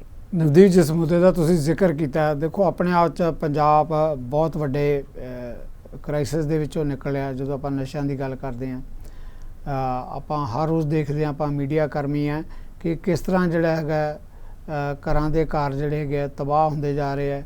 ਕਦੇ ਕਿਸੇ ਨਸ਼ੇੜੀ ਨੇ ਆਪਣੀ ਮਾਂ ਦਾ ਕਤਲ ਕਰ ਦਿੱਤਾ, ਕਦੇ ਮਾਂ ਵਿਚਾਰੀ ਇਸ ਕਰਕੇ ਰੋਂਦੀ ਫਿਰਦੀ ਹੈ ਕਿ ਉਹਦਾ ਪੁੱਤ ਚਲਿਆ ਗਿਆ। ਹੁਣ ਪਿਛਲੇ ਦਿਨਾਂ 'ਚ ਮੈਂ ਦੇਖ ਰਿਹਾ ਸੀਗਾ ਇੱਕ ਖੇਤ ਮਜ਼ਦੂਰ ਜਿਹੜੀ ਮਹਿਲਾ ਉਹਦੇ 3 ਬੇਟੇ, ਤਿੰਨੇ ਦੇ ਤਿੰਨੇ ਨਸ਼ੇੜੀ, ਜਿਨ੍ਹਾਂ 'ਚੋਂ 2 ਦੀ ਤਾਂ ਪਿਛਲੇ ਦਿਨਾਂ 'ਚ ਜਾਨ ਚਲੀ ਗਈ ਔਰ ਤੀਸਰਾ ਵੀ ਜਿਹੜਾ ਹੈਗਾ ਨਸ਼ੇ ਦਾ ਇਸ ਤਰ੍ਹਾਂ ਦਾ ਜਿਹੜਾ ਹੈਗਾ ਸੇਵਨ ਕਰਦਾ ਔਰ ਉਹਦੀ ਵੀ ਜਾਨ ਨੂੰ ਖਤਰਾ ਬਣਿਆ ਹੋਇਆ ਹੈ। ਇੱਕ ਘਰ ਦੀ ਕਹਾਣੀ ਨਹੀਂ, ਇਹ ਘਰ ਘਰ ਦੀ ਕਹਾਣੀ ਆ ਪੰਜਾਬ ਦੀ। ਸੋ ਇਹੋ ਜਿਹੀ ਸਥਿਤੀ ਦੇ ਅੰਦਰ ਇੱਕ ਵੱਡਾ ਸਵਾਲ ਇਹ ਵੀ ਹੈ ਨਵਦੀਪ, ਕਿ ਰਾਤੋਂ ਰਾਤ ਨਹੀਂ ਕੁਛ ਐਸਾ ਤਾਂ ਮੀਂਹ ਨਹੀਂ ਵਰ ਗਿਆ ਕਿ ਨਸ਼ੇ ਡਿੱਗ ਪਏ ਪੰਜਾਬ ਦੀ ਧਰਤੀ ਤੇ ਖੁੰਬਾਂ ਦੀ ਤਰ੍ਹਾਂ ਪੈਦਾ ਹੋ ਗਏ। ਇਹ ਨਸ਼ਿਆਂ ਦਾ ਜਿਹੜਾ ਹੈਗਾ ਕਾਰੋਬਾਰ ਕਹਿ ਲਈਏ, ਨਸ਼ਿਆਂ ਦਾ ਜਿਹੜਾ ਤੰਦੂਆ ਜਾਲ ਕਹਿ ਲਈਏ ਆਪਾਂ, ਇਹ ਵਿਸ਼ਾ ਤਾਂ ਇਹਨੂੰ ਕਈ ਸਾਲੋਂ ਸਾਲ ਲੱਗੇ। ਕਈ ਸਰਕਾਰਾਂ ਬਦਲੀਆਂ, ਕਈ ਸਰਕਾਰਾਂ ਗਾਈਆਂ, ਕਈ ਸਰਕਾਰਾਂ ਨੇ ਵਾਅਦੇ ਕੀਤੇ ਲੋਕਾਂ ਨਾਲ, ਇਹਦੇ ਬਾਵਜੂਦ ਕੁਝ ਨਹੀਂ ਹੋਇਆ। ਤੇ ਹੁਣ ਇੱਕ ਕਰਵਟ ਜਿਹੜੀ ਹੈ ਪੰਜਾਬੀਆਂ ਨੇ, ਹਾਲਾਂਕਿ ਸ਼ੁਰੂਆਤੀ ਦੌਰ ਹੈ, ਦੇਖਣਾ ਹੋਏਗਾ ਕਿ ਕਰਵਟ ਕਿਸ ਕਦਰ ਜਿਹੜੀ ਅੱਗੇ ਤੱਕ ਜਾਂਦੀ ਹੈ, ਲਹਿਰ ਕਿੰਨੀ ਕੁ ਮਜ਼ਬੂਤ ਹੁੰਦੀ ਹੈ। ਪਰ ਇੱਕ ਗੱਲ ਤਾਂ ਜ਼ਰੂਰ ਹੈ ਨਾ, ਜਿੱਦਾਂ ਆਪਾਂ ਕਹਿੰਦੇ ਹਾਂ ਕਿ ਹਨੇਰੀ ਸੁਰੰਗ ਦੀ ਗੱਲ ਕਰ ਲਈਏ, ਹਨੇਰਿਆਂ ਦੀ ਗੱਲ ਕਰ ਲਈਏ, ਜਿੱਥੇ ਜਰਾ ਕੋਈ ਚਾਨਣ ਜਿਹੜਾ ਹੈਗਾ ਲੋਰ ਨਜ਼ਰ ਆਉਂਦੀ ਹੈ ਤਾਂ ਸਾਨੂੰ ਹੌਸਲਾ ਮਿਲਦਾ ਕਿ ਨਹੀਂ, ਰੋਸ਼ਨੀ ਇਸ ਪਾਸੇ ਤੋਂ ਨਜ਼ਰ ਆ ਰਹੀ ਹੈ, ਜ਼ਰੂਰ ਜਿਹੜਾ ਹੈਗਾ ਅੰਧੇਰਾ ਖਤਮ ਹੋਏਗਾ। ਸੋ ਪੰਜਾਬ ਦੇ ਅੰਦਰ ਜਿਸ ਤਰ੍ਹਾਂ ਲੋਕਾਂ ਨੇ ਆਪਣੇ ਆਪ ਤੇ ਹੌਸਲੇ ਕੀਤੇ ਹੈ ਔਰ ਉਹਨਾਂ ਨੇ ਲੱਕ ਬੰਨਿਆ ਇਸ ਗੱਲ ਦੇ ਲਈ, ਲੜਾਈ ਦੇ ਲਈ, ਜਿੱਦਾਂ ਤੁਸੀਂ ਵੀ ਜ਼ਿਕਰ ਕੀਤਾ, ਮਾਨਸਾ ਖਾਸ ਤੌਰ ਤੇ ਮਾਨਸਾ ਤਾਂ ਕੇਂਦਰ ਬਣਿਆ ਹੀ ਬਣਿਆ ਇਸ ਜਦੋਜਹਿਦ ਦਾ। ਪਰ ਇਸ ਤੋਂ ਇਲਾਵਾ ਪੰਜਾਬ ਦੇ ਬਾਕੀ ਪਿੰਡਾਂ ਦੇ ਅੰਦਰ ਵੀ ਇੱਕ ਲਹਿਰ ਉੱਠ ਖੜੀ ਹੈ, ਜਥੇਬੰਦੀਆਂ ਬਣ ਰਹੀਆਂ, ਕਮੇਟੀਆਂ ਬਣ ਰਹੀਆਂ ਔਰ ਕਮੇਟੀਆਂ ਜਿਹੜੀਆਂ ਹੈਗੀਆਂ ਲੜਾਈ ਲੜ ਰਹੀਆਂ ਇਸ ਗੱਲ ਦੇ ਵਿੱਚ। ਮੈਂ ਪਿਛਲੇ ਦਿਨਾਂ 'ਚ ਬੜਾ ਇੱਕ ਕੁੜੀ ਨੇ, ਕਿਸੇ ਨੇ ਗੀਤ ਗਾਇਆ, ਮੈਂ ਬੜਾ ਉਹਨੇ ਪਿਆਰਾ ਗੀਤ ਇਸ ਗੱਲ ਦੇ ਉੱਤੇ, ਉਹਦੀ ਇੱਕ ਲਾਈਨ ਜਿਹੜੀ ਇੱਦਾਂ ਦੀ ਸੀ ਸ਼ਾਇਦ ਕਿ ਵੀ ਇਸ ਪਿੰਡ ਨਾ ਆਈ, ਇਸ ਪਿੰਡ ਰਾਤੀ ਪਹਿਰਾ ਲੱਗਦਾ ਕਿ ਵੀ ਤੂੰ ਹੁਣ ਇੱਥੇ ਨਸ਼ਾ ਨਹੀਂ ਤੇਰਾ ਵਿਕ ਸਕਦਾ, ਜਿਹੜਾ ਹੈਗਾ ਚਿੱਟੇ ਦਾ ਕਾਰੋਬਾਰ ਕਰਨ ਵਾਲੇ ਉਹ ਇੱਥੇ ਨਾ ਆਇਓ, ਇੱਥੇ ਪਹਿਰਾ ਲੱਗਦਾ, ਹੁਣ ਤੂੰ ਸੁੱਕਾ ਨਹੀਂ ਜਾ ਸਕਦਾ ਇੱਥੋਂ ਨਿਕਲ ਕੇ। ਸੋ ਇੱਕ ਮੂਡ ਹੁੰਦਾ ਨਾ ਲੋਕਾਂ ਦਾ, ਉਹ ਮੂਡ ਇਸ ਵੇਲੇ ਨਜ਼ਰ ਆ ਰਿਹਾ। ਦੇਖੋ ਆਪਾਂ ਬਾਰ-ਬਾਰ ਜ਼ਿਕਰ ਕਰਦੇ ਹਾਂ, ਕਿਸਾਨੀ ਅੰਦੋਲਨ ਵੀ ਕੀ ਸੀ, ਪੰਜਾਬੀਆਂ ਦਾ ਇੱਕ ਮੂਡ ਸੀ, ਉਸ ਮੂਡ ਨੇ ਕਿੱਦਾਂ ਉਸ ਗੱਲ ਨੂੰ ਸਿਰੇ ਚਾੜਿਆ। ਇੱਦਾਂ ਹੀ ਨਸ਼ਿਆਂ ਦੇ ਖਿਲਾਫ ਵੀ ਜਦੋਂ ਹੁਣ ਪੰਜਾਬੀਆਂ ਦਾ ਇੱਕ ਮੂਡ, ਇੱਕ ਲਹਿਰ ਜਿਹੜੀ ਹੈਗੀ ਆ ਬਣ ਰਹੀ ਹੈ, ਉੱਠ ਰਹੀ ਹੈ, ਸਰਕਾਰਾਂ ਤੇ ਸ਼ਾਇਦ ਇਸ ਕਰਕੇ ਲੋਕਾਂ ਦੀ ਉਦਾਸੀਨਤਾ ਹੋ ਗਈ ਹੈ।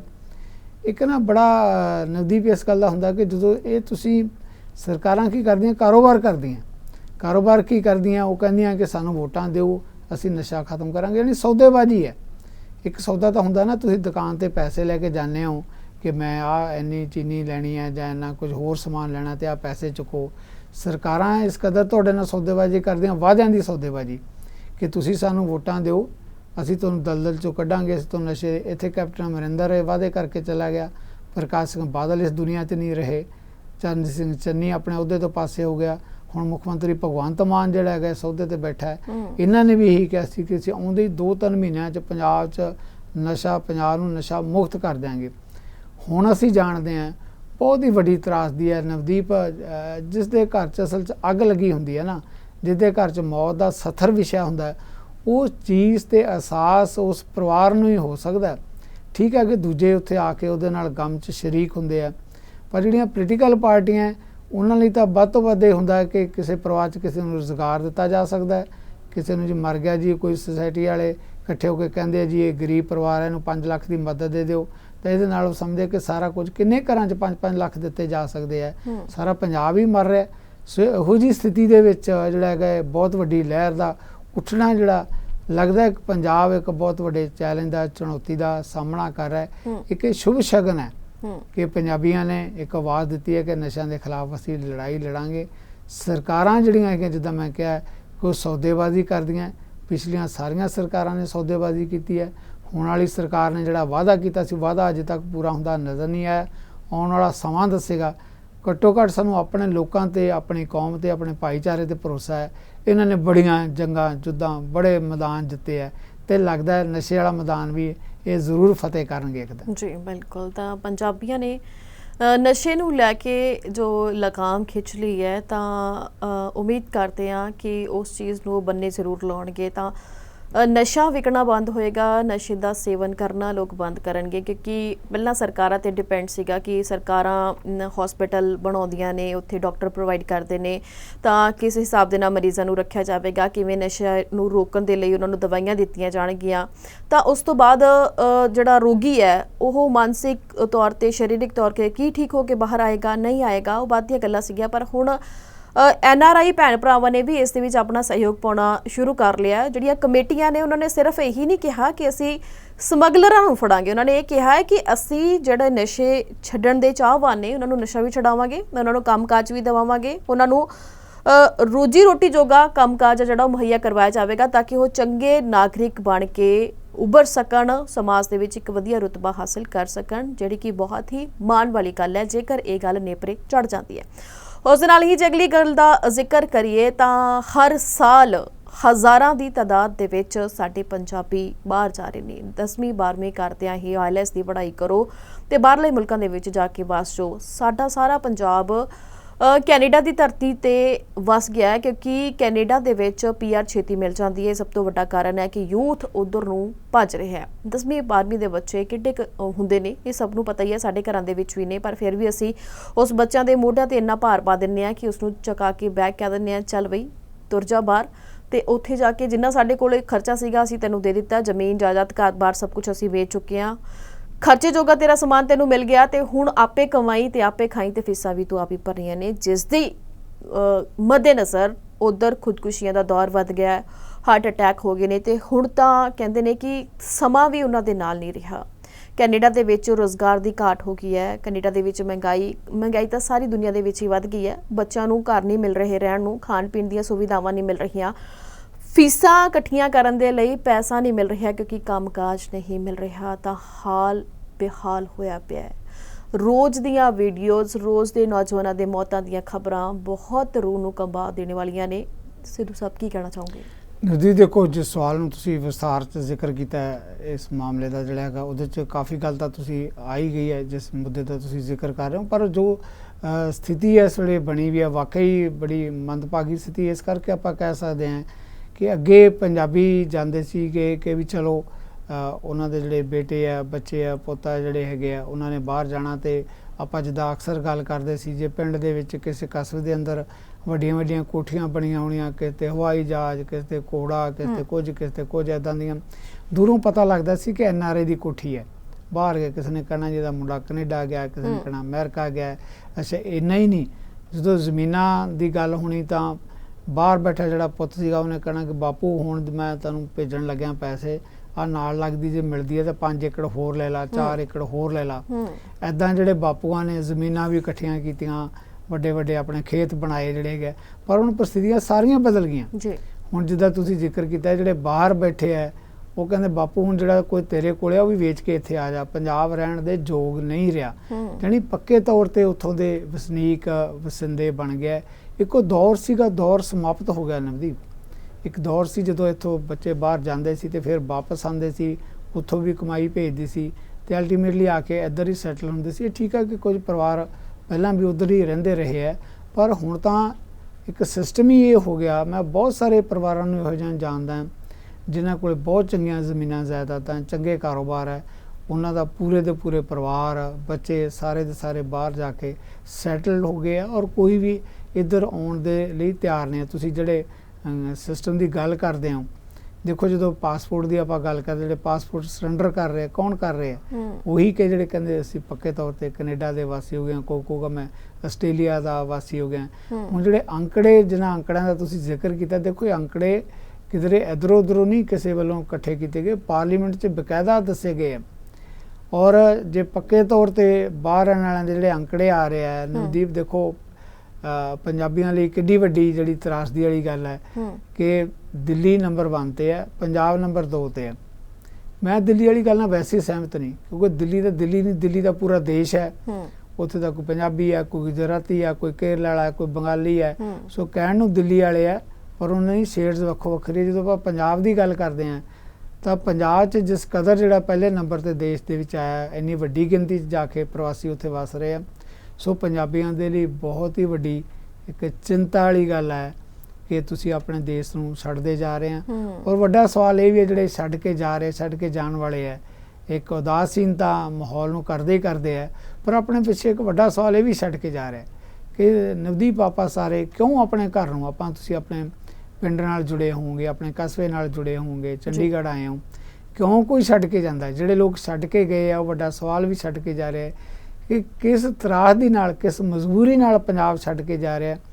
ਜਿਹੜੇ ਇੱਥੇ ਰਹਿ ਗਏ ਹੈ, ਇੱਥੇ ਜਿਹੜੇ ਸਾਡੇ ਰਾਜਸੀ ਆਗੂ ਹੈ, ਇਹ ਸਵਾਲ ਉਹਨਾਂ ਨੂੰ ਢੂੰਡਣਾ ਚਾਹੀਦਾ ਹੈ। ਨਹੀਂ ਤਾਂ ਆਉਣ ਵਾਲੇ ਦਿਨਾਂ ਜਦੋਂ ਆਪਾਂ ਫੇਰ ਡਿਬੇਟ ਕਰਾਂਗੇ, ਇਹ ਅੰਕੜੇ ਹੋਰ ਵੀ ਸਾਡੇ ਲਈ ਦਿਲ ਹਿਲਾਊ ਤੇ ਦਿਲ ਕੰਬਾਊ ਹੋ ਸਕਦੇ। ਜੀ ਬਿਲਕੁਲ ਸਿੱਧੂ ਸਾਹਿਬ, ਤੁਹਾਡਾ ਬਹੁਤ-ਬਹੁਤ ਧੰਨਵਾਦ। ਬਹੁਤ ਵਧੀਆ ਤਰੀਕੇ ਦੇ ਨਾਲ ਤੁਸੀਂ ਸਾਰੇ ਹੀ ਸਵਾਲਾਂ ਦੇ ਜਵਾਬ ਦਿੱਤੇ।